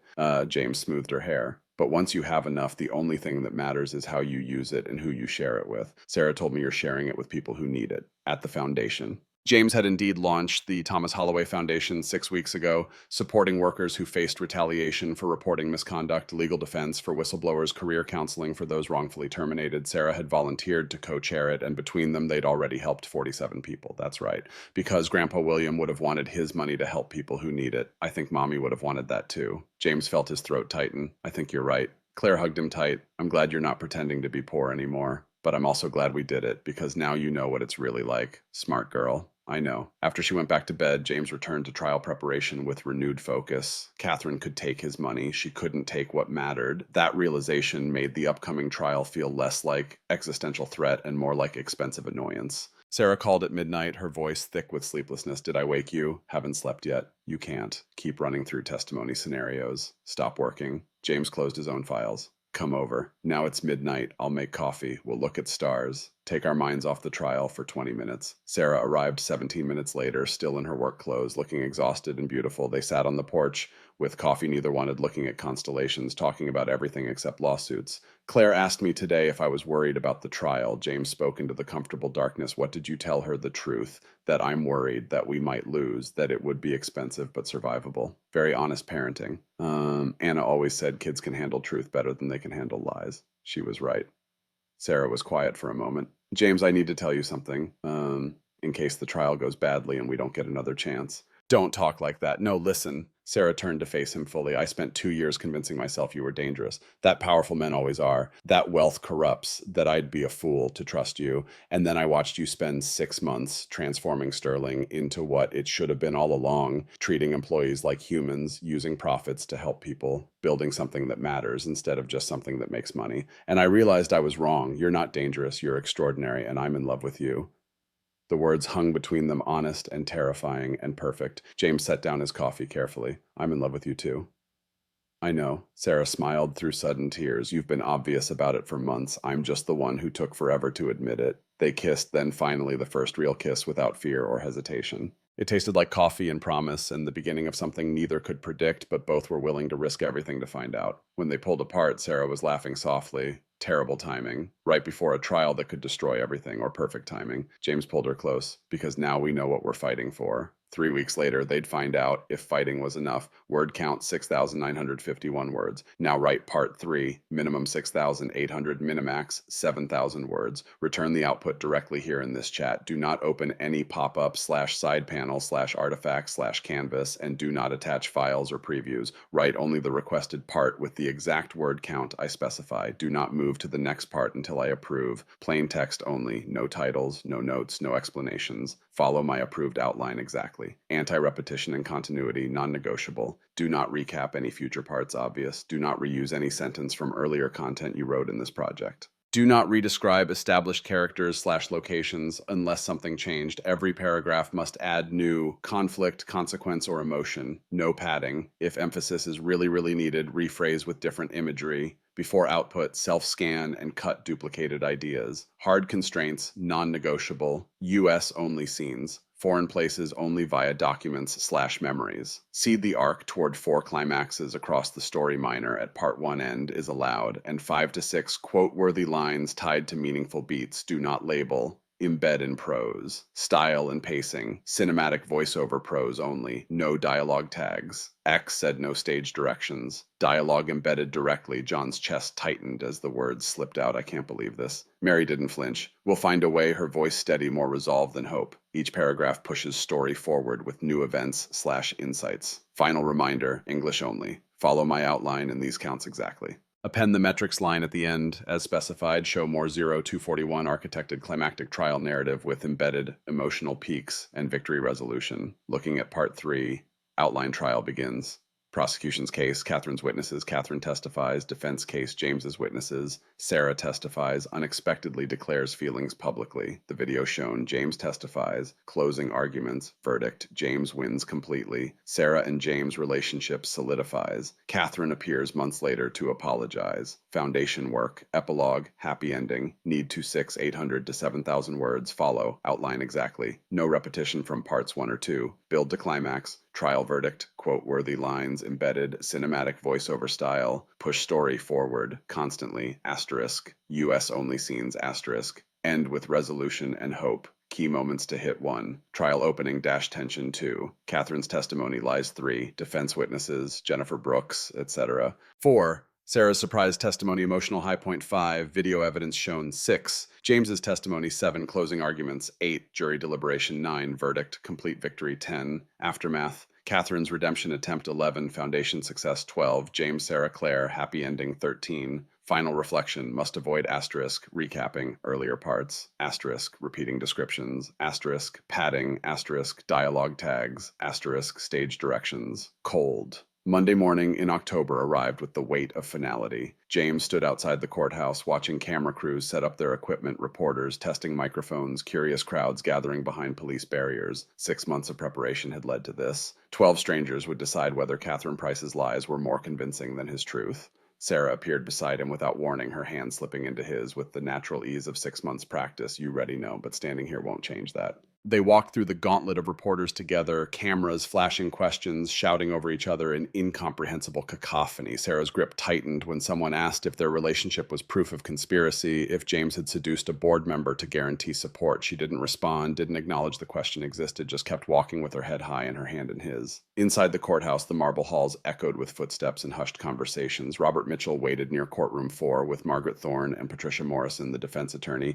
They'd hired specifically because she had a reputation for destroying polished liars on cross-examination. Catherine's already inside with her team. Patricia's voice was calm, clinical. 5 attorneys, all from Hartman and Associates. Gerald Hartman himself is lead counsel. 63 years old, never lost a gender discrimination case, specializes in making powerful men look like villains. Then today he'll learn what happens when the powerful man is actually telling the truth. Truth is irrelevant if the jury doesn't believe it. Patricia met James's eyes directly. Hartman will paint you as a billionaire playing games. He'll make Catherine sympathetic. He'll use your wealth against you at every opportunity. You need to be prepared to watch him win the emotional argument even while we're winning the factual one. The courtroom filled slowly. Spectators, journalists, Sterling employees who'd taken the day off to watch curious citizens drawn by the viral video that had launched this entire spectacle. James sat at the defense table with Patricia and her associate, feeling the weight of eyes on the back of his head. Catherine entered last, flanked by her attorneys like bodyguards. She wore cream Chanel softer than the crimson Valentino from the gala, calculated to project wounded professionalism rather than aggressive confidence. Her makeup was subtle, her jewelry understated everything designed to make her look like a victim rather than a villain. Their eyes met across the courtroom. Catherine's expression was carefully neutral, but James saw the hatred underneath. 6 months of unemployment, of public humiliation, of watching him transform Sterling into everything she'd refused to build. 6 months of planning this moment when she'd destroy him the way he'd destroyed her. The jury filed in 6 men, 6 women ages, ranging from early 20s to late 60s, faces betraying nothing. 2 days of jury selection had produced these 12 strangers who'd been deemed capable of fairness, despite the publicity, despite the viral video, despite everyone in America having an opinion about what had happened. All rise. Judge Ellen Marsh entered with the tired efficiency of someone who'd presided over too many high-profile cases, who knew exactly how much theater would infect these proceedings and had no patience for it. She was 62, appointed by a Democratic governor with a reputation for running tight courtrooms and tolerating zero nonsense. The opening statements began with Gerald Hartman rising like a patriarch addressing wayward children, his silver hair and expensive suit projecting authority and righteousness in equal measure. Ladies and gentlemen, this case is simple. Catherine Price dedicated 15 years to Sterling Dynamics. She started as a junior analyst, worked 80-hour weeks, proved herself through results. When the company's owner died, the board chose her as CEO based on merit. She transformed a struggling company into an innovation leader. She earned every accolade, every award, every success. Hartman's voice strengthened, filling the courtroom with practiced indignation. And then James Holloway decided he wanted his toy back. Not through honest means, simply reclaiming his inheritance. No, he designed an elaborate scheme to humiliate Catherine Price publicly, to manufacture evidence of failure to engineer a situation that justified stealing back what she'd rightfully earned. James felt Sarah tense beside him in the gallery. Her presence was a comfort, even as Hartman built his narrative of manipulation and privilege. For 5 years, James Holloway spied on Ms. Price while pretending to be someone he wasn't. He created false identities, manufactured scenarios, provoked confrontations designed to make her look bad, and when she finally responded to his provocation, admittedly poorly, regrettably, he used that single moment to erase 15 years of accomplishment. Hartman turned to face the jury directly. This isn't about character assessment or leadership tests. This is about a powerful man punishing a successful woman because she threatened his ego by doing his job better than he ever could. This is about gender power and a billionaire's refusal to accept that a woman might be more capable than him.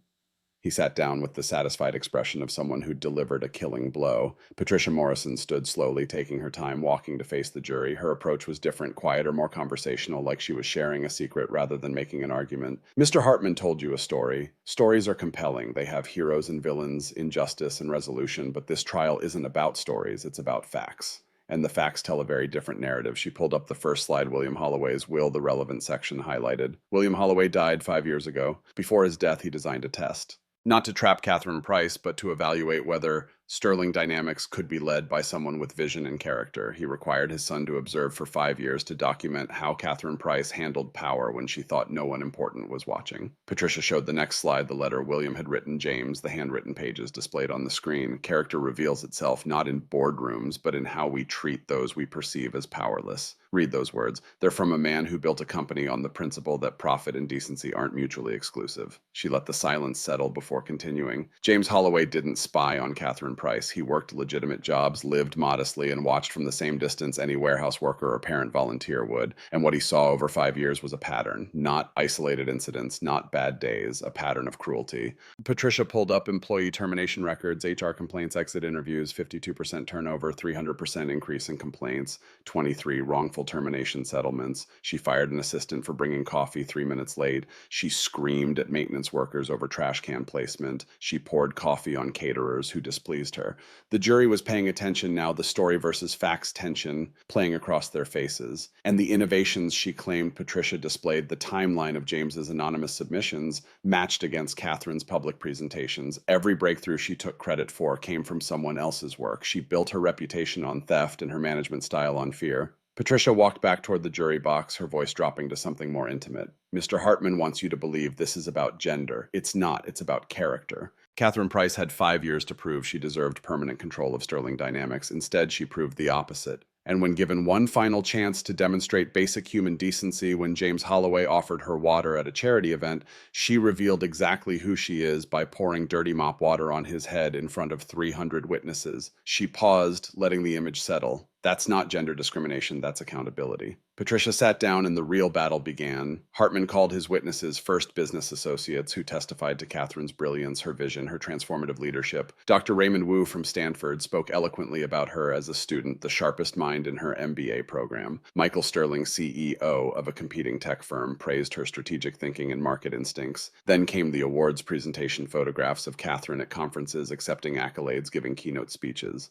Business Leader of the Year, Innovation Excellence Award, Forbes Top 50, each one building the image of a woman who'd earned her success honestly. James watched it all from the defense table, recognizing the strategy. Make the jury like her first, make them see her as accomplished and deserving. Then when she testifies about James's manipulation, they'll want to believe her. Day 2 brought Catherine to the witness stand. She wore navy instead of cream, her hair pulled back in a way that made her look simultaneously professional and vulnerable. Gerald Hartman examined her with the gentle precision of a surgeon, each question designed to elicit maximum sympathy. Ms. Price, tell the jury about your career path. Catherine's voice was steady but carried an undercurrent of emotion. I started at Sterling 15 years ago as a junior analyst. No connections, no family wealth, just my Stanford MBA and determination to prove myself. I worked 80-hour weeks. I took on projects no one else wanted. I proved through results that I deserved advancement. When William Holloway died, she continued, her voice softening. I was devastated. He'd been a mentor to me, but the board asked me to step up as acting CEO, and I poured everything into honoring his legacy. And these innovations, Mr. Holloway claims, are his. Hartman's question was perfectly timed, perfectly gentle. Catherine turned to face the jury directly. Sterling has an open innovation portal where anyone can submit ideas. We received hundreds of submissions yearly. Some were promising concepts that our engineering teams developed into viable products. Yes, we received anonymous submissions, but submitting a concept is vastly different from creating a marketable product. My teams did that work. Leadership means taking responsibility for results, and I did that. The jury was listening, some nodding slightly. Catherine was good at this, mixing truth with lies so smoothly the seams were invisible. What about the incident at the gala? Hartman's voice carried sympathy, inviting her to explain the unexplainable. Catherine's eyes filled with tears that somehow didn't quite fall. I'm not proud of what I did. It was wrong, and I regret it deeply. But I need you to understand the context. For months, James Holloway had been showing up at company events, at school functions, watching me creating situations that felt threatening. That night when he approached me again, wouldn't leave when I asked him to stood there in a way that felt aggressive, I panicked.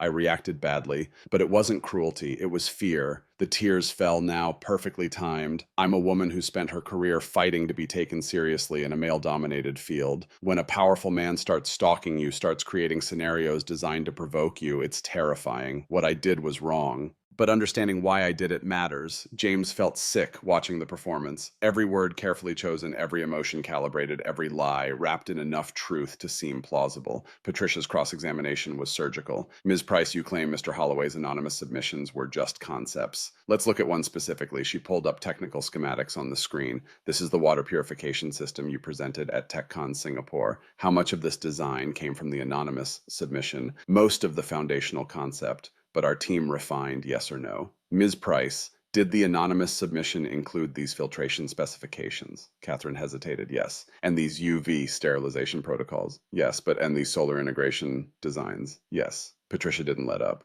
So when you said our team developed this system, you meant your team made minor refinements to someone else's complete design. We transformed a concept into a product, a concept that included engineering specifications, materials lists, and manufacturing protocols. Catherine's face tightened. That's more detailed than most PhD dissertations. That's a complete innovation, not a concept. Hartman objected. Patricia withdrew the question, but the damage was done. The jury had seen Catherine squirm. Let's discuss employee terminations. Patricia pulled up Jennifer Brooks's file. You fired Ms. Brooks for being 3 minutes late with your coffee. She had ongoing performance issues. Her file shows exemplary reviews until that morning. What performance issues? She was frequently yes or no, Ms. Price. Her last review before termination was rated exceeds expectations. Correct. Catherine's jaw clenched. Correct. And the reason listed on her termination paperwork is failure to meet basic job requirements. Which requirement did bringing coffee 3 minutes late fail to meet reliability is? Was anyone else in your office fired for being 3 minutes late to anything? Catherine had no good answer. Patricia moved methodically through firing after firing, each one exposing the pattern Catherine claimed didn't exist. But the damage Catherine had done with her tears and her fear narrative was real. James could see it in some jurors' faces, doubt creeping in sympathy, building the story, overpowering facts. The defense case began day 4 with witnesses who'd lived Catherine's cruelty firsthand. Jennifer Brooks took the stand wearing professional attire and visible nervousness. Patricia walked her through her employment history, 8 months as Catherine's executive assistant, exemplary performance reviews, increasing responsibility. Then that morning, Jennifer's voice was steady, but her hands shook. The coffee shop had a line. I was 3 minutes late. Ms. Price called me into her office and spent 10 minutes berating me in front of the entire executive floor, called me incompetent, worthless, a waste of salary. Then she fired me and told me I'd never work in the industry again. What happened after I applied to 63 jobs over 6 months? Everyone called Sterling for references. Everyone rejected my application.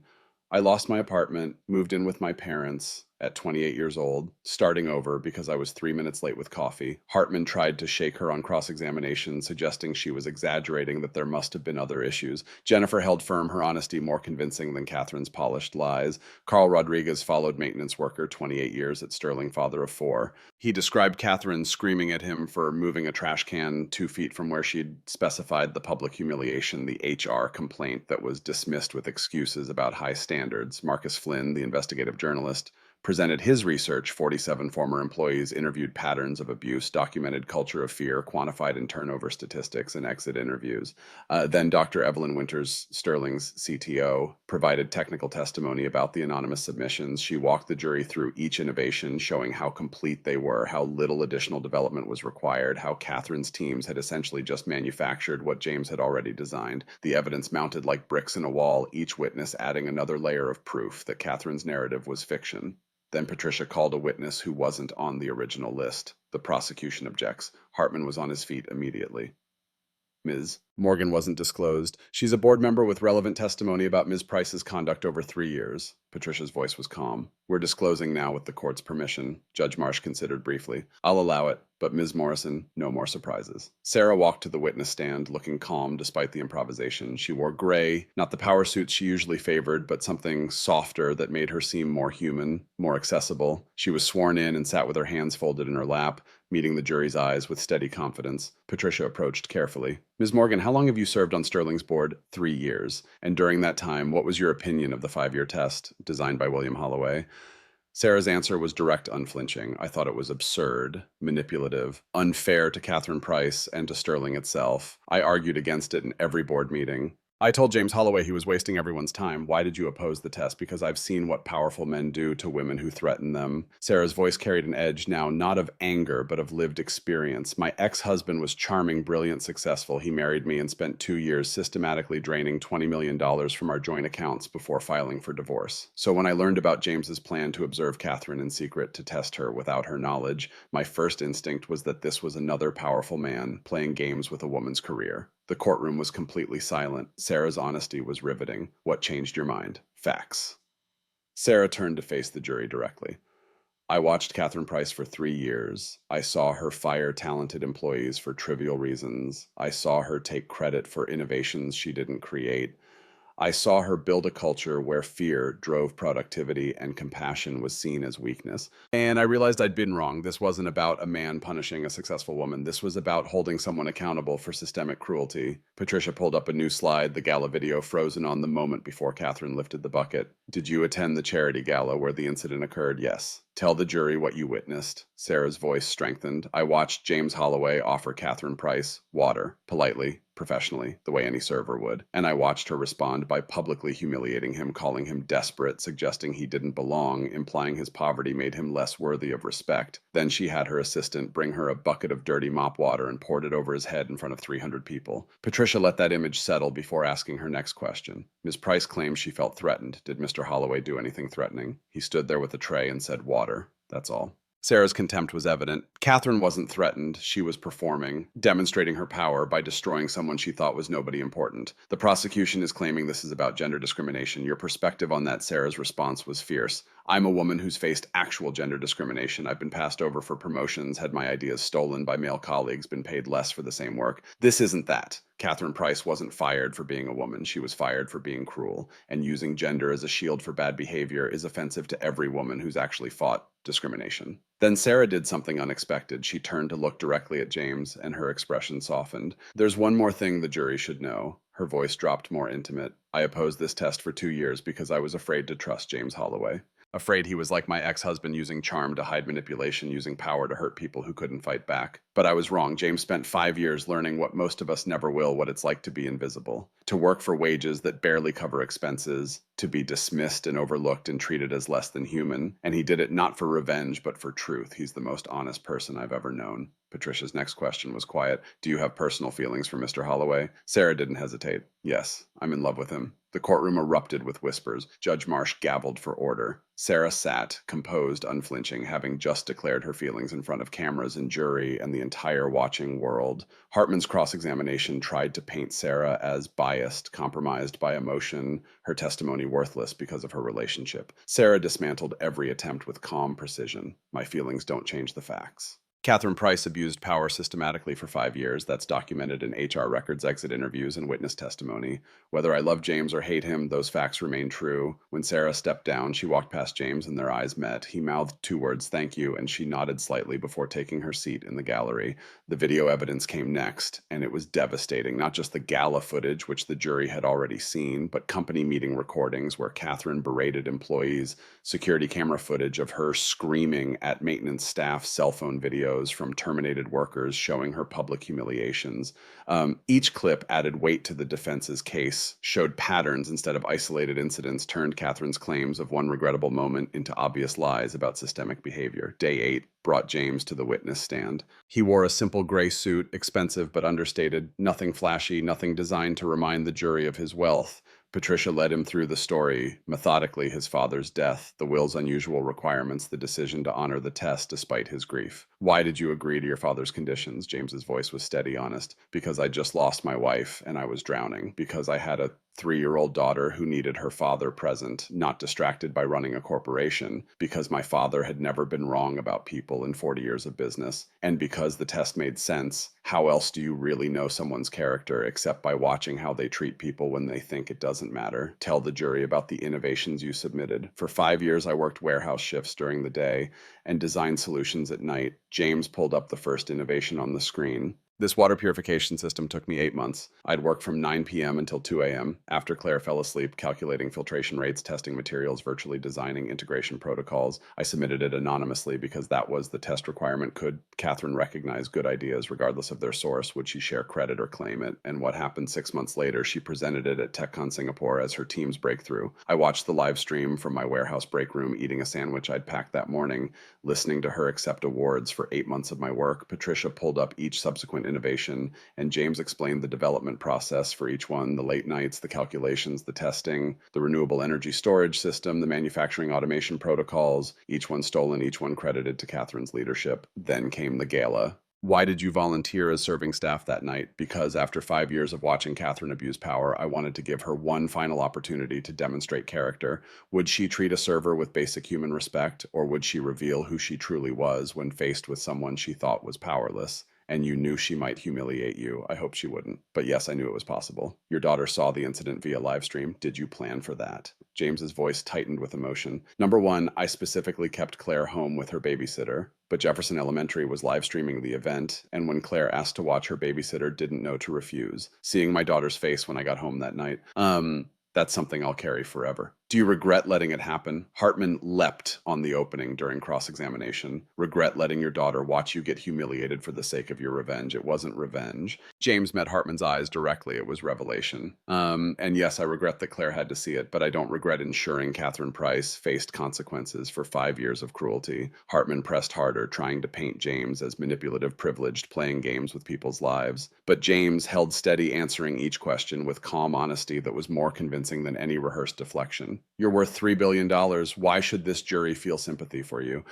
They shouldn't. James's response surprised everyone. This isn't about sympathy. It's about accountability. Catherine Price abused her position systematically, and wealth doesn't make that acceptable. If anything, power makes accountability more important, not less. Hartman sat down, having failed to shake him. Closing arguments came on day 9.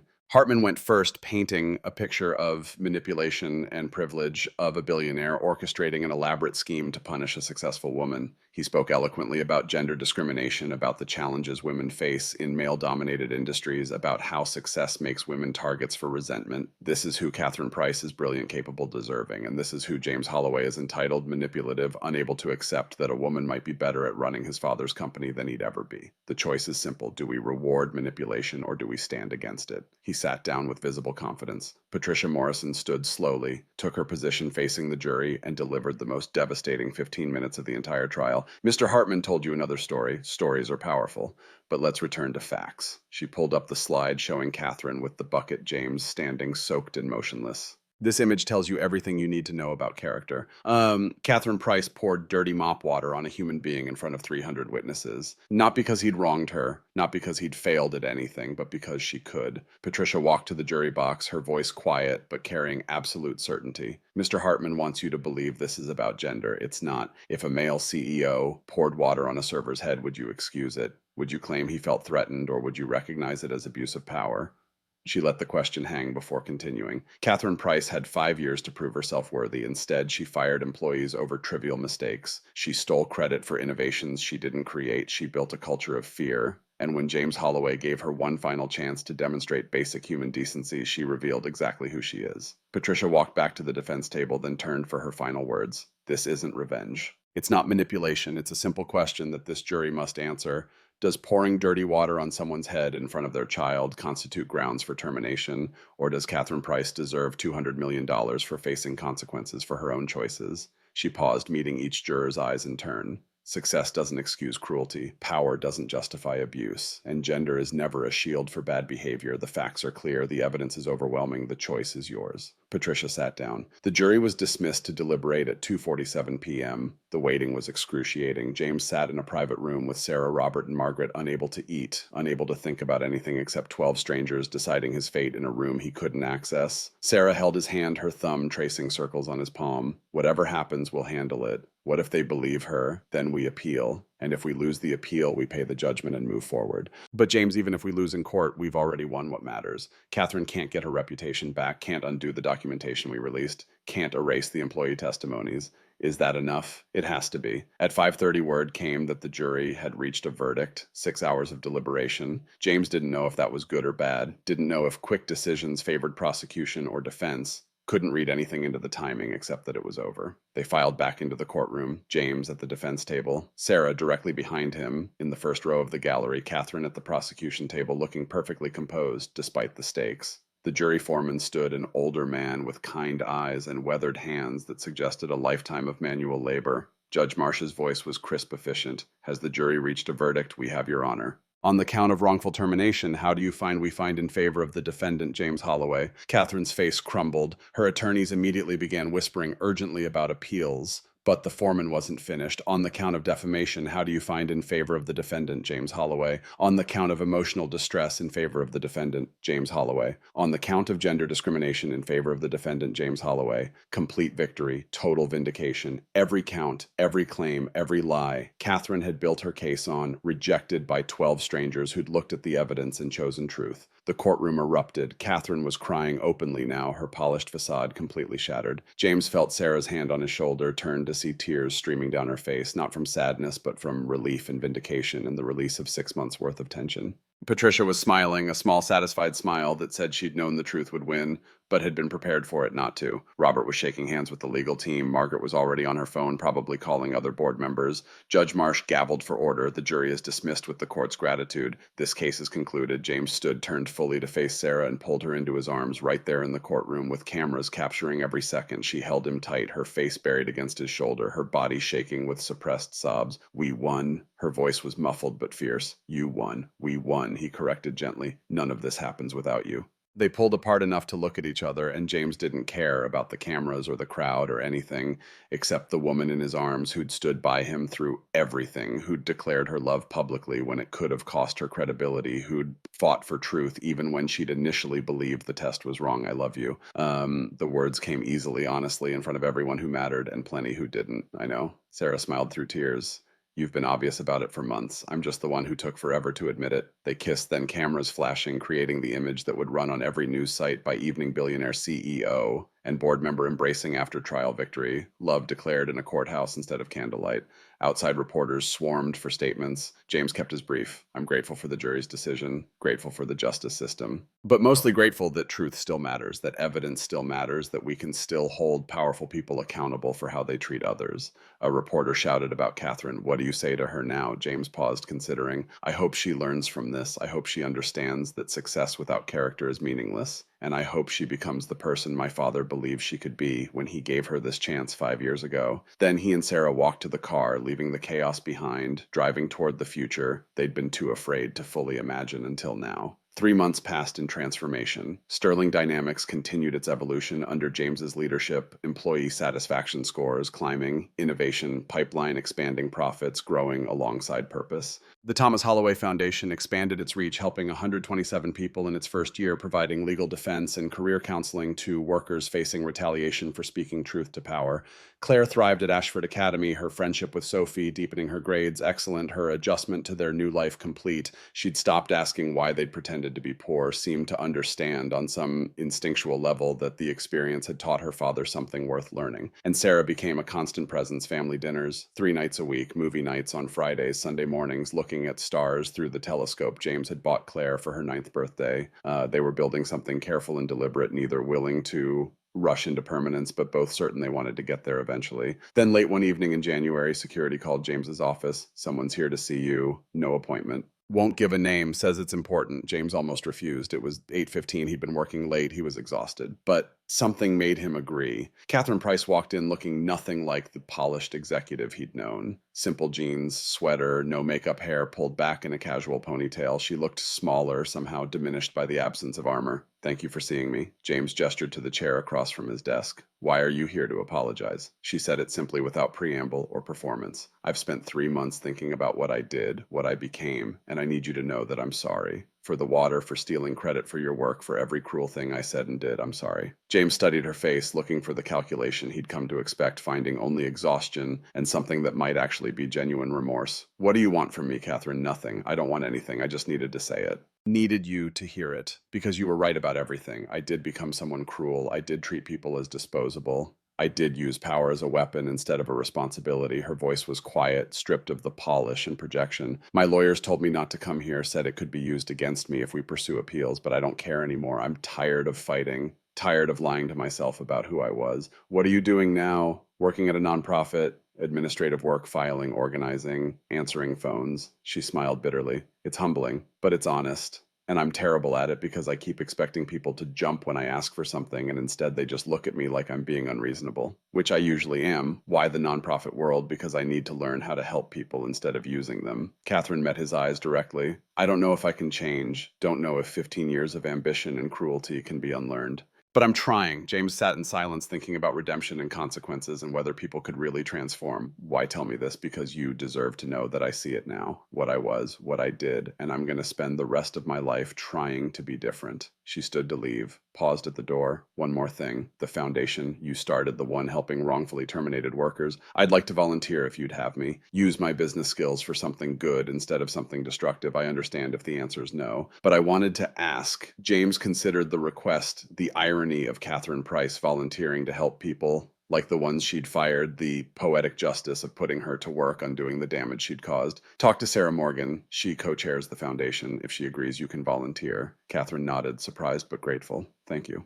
After she left, James sat alone in the quiet office thinking about the arc of justice, about how sometimes consequences and redemption could coexist, about whether Catherine's transformation was genuine or just another performance. His phone buzzed. Sarah texting from home where she was having dinner with Claire. Claire wants to know if you're coming home soon. We saved you lasagna. The simple domesticity of at-home dinner, a child waiting, hit James with unexpected force. For 5 years he'd lived in hiding, denying himself connection and comfort and the simple pleasure of being known. Now he had Sarah and Claire and a life that felt real instead of performed. On my way. Catherine Price just left my office. The phone rang immediately. Sarah's voice carried concern and curiosity. What did she want to apologize? And to volunteer at the foundation. What did you say that she should talk to you? Sarah's laugh was warm, genuine. Clever. Make me the bad cop. Or trust you to make the right call. Flatterer. Sarah's tone softened. Come home, James. Claire's getting impatient and your lasagna's getting cold. 5 minutes. He drove home through January darkness, thinking about how much had changed since that October night when dirty water had soaked through his cheap suit and his daughter had screamed from a live stream and the final test had begun. Thinking about Sarah's declaration of love in a courthouse, about Catherine's broken apology, about Claire asking when Sarah could move in permanently because she was tired of her leaving every night. Thinking about his father's letter about character and consequences and the long road from revelation to redemption. The house was warm when he entered, lights glowing, Claire's laughter echoing from the kitchen where she and Sarah were doing dishes together. Sarah turned when she heard the door, her face lighting up the way it did every time he came home, and James felt the last piece of his carefully compartmentalized life click into place. This was who he was meant to be. Not the warehouse worker pretending invisibility, not the billionaire playing CEO, just James' father, partner man, who'd learned that character mattered more than wealth, and that sometimes you had to stand in the rain to prove you knew the difference. Claire ran to hug him, still damp from dishwashing. Guess what Sarah's teaching me about binary stars? James caught Sarah's eye over Claire's head. Binary stars, two stars that orbit each other. Sarah's smile was soft knowing. They look like one from far away, but they're actually two separate systems that chose to stay together. Sounds complicated, it's actually quite simple. Claire's voice carried the authority of new knowledge. They're stronger together than apart. Basic physics. James pulled both of them close, his daughter and the woman who'd become family without formal declarations, who'd fought for him when he couldn't fight for himself, who'd declared love in a courtroom because truth mattered more than timing. Basic physics indeed. 6 months later, on a Saturday morning in June, James stood in his backyard watching Claire and Sophie set up the telescope for what had become their weekly astronomy ritual. Sarah was beside him with coffee, comfortable in the silence that came from months of building trust brick by brick. Foundation's helping 200 people now. Sarah spoke into the quiet. Catherine's actually been useful. She understands corporate systems, knows how to navigate HR complaints, has connections we can leverage. Think her redemption is real? Don't know. Don't really care. Sarah's voice was pragmatic. She's helping people who need it. Her motivations are her own business. Very evolved of you. I'm trying. She bumped his shoulder gently. Someone taught me that people can change if they're willing to do the work. Smart guy. He has his moments. Claire called from across the yard. Dad, Sarah, come see Saturn. They walked over together, James's arm around Sarah's waist, and took turns looking through the telescope at the planet Claire loved most, its rings visible and perfect proof that beauty could exist in the cold vacuum of space if you knew where to look. That night after Sophie went home and Claire finally went to bed, James and Sarah sat on the porch under stars, too numerous to count. I've been thinking. Sarah's voice was carefully casual, the tone she used when something mattered deeply. Claire asked me again when I'm moving in, what did you tell her that I'm waiting for her father to ask properly? James turned to face her fully, seeing the vulnerability beneath her attempt at lightness. Sarah Morgan, would you consider making this permanent moving and building a life, dealing with my daughter's increasingly specific questions about when you're getting married? Is that a proposal? It's a preliminary inquiry. The actual proposal will involve significantly more planning. How much more planning? James pulled a small box from his pocket, velvet worn at the edges, containing his grandmother's engagement ring that he'd been carrying for 2 weeks, waiting for the right moment. This much. Sarah's breath caught her eyes widening. James, I know we said we'd take it slow, but slow doesn't mean forever, and I don't want to wait forever to make this official. He opened the box, the ring catching starlight. Marry me, move in, help me raise Claire, build something permanent with me, be my partner in everything that matters. Sarah's tears were falling freely now, her careful control completely abandoned. Yes, God, yes. I thought you'd never ask.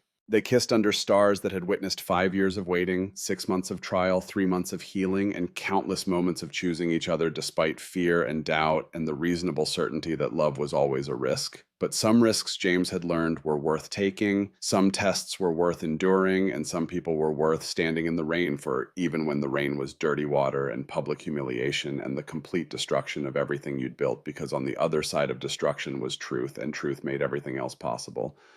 Claire appeared in the doorway in her star pajamas, rubbing sleep from her eyes. Are you guys kissing again? Sarah laughed, wiping tears. Sorry, sweetheart. Couldn't help it. It's okay. Claire walked over, studied the ring on Sarah's finger with approval. Does this mean she's staying? If you're okay with it. Claire rolled her eyes with 9-year-old exasperation. Obviously, I'm okay with it. Why do you think I kept asking when she was moving in? James pulled both of them close, the daughter who'd survived losing her mother and watching her father's humiliation to emerge stronger and wiser than any child should have to be, and the woman who'd learned to trust again despite every reason not to, who'd stood beside him when the entire world was watching, who'd declared love as testimony. His father had designed a test to measure character. What William Holloway couldn't have predicted was that the test would measure everyone: Catherine's cruelty, Sarah's courage, Claire's resilience, James's patience, would reveal that character wasn't fixed but fluid, could evolve or decay depending on choices made when no one important seemed to be watching. 5 years ago, James had stood in a law office holding a grieving child and accepted an impossible task. Tonight he stood in his backyard holding his future and understood finally what his father had really been teaching him. Success is measured not by what you accumulate, but by who you become in the process of accumulating it. Power reveals character only to those brave enough to be vulnerable to its effects. And sometimes the most important thing you can do is stand absolutely still and let the world see exactly who everyone is when they think they can get away with anything. Catherine Price had failed that test spectacularly, but in failing, she'd given James the chance to pass it, to show Claire and Sarah and everyone watching that cruelty has consequences, that truth matters, that character counts, and that sometimes doing the right thing means getting completely destroyed so everyone can see what's worth rebuilding on the other side. The dirty water had washed away everything false. What remained was family love, purpose, and the certain knowledge that he'd become someone his father would recognize his wife would approve of and his daughter could be proud to call hers. That was worth 5 years of invisibility, worth public humiliation, worth every moment of doubt and fear and wondering if the plan would work. Because in the end it had worked, not the way he'd planned necessarily, but better, more honest, more human, more real. And real, James had learned, was the only thing that mattered when everything else burned away.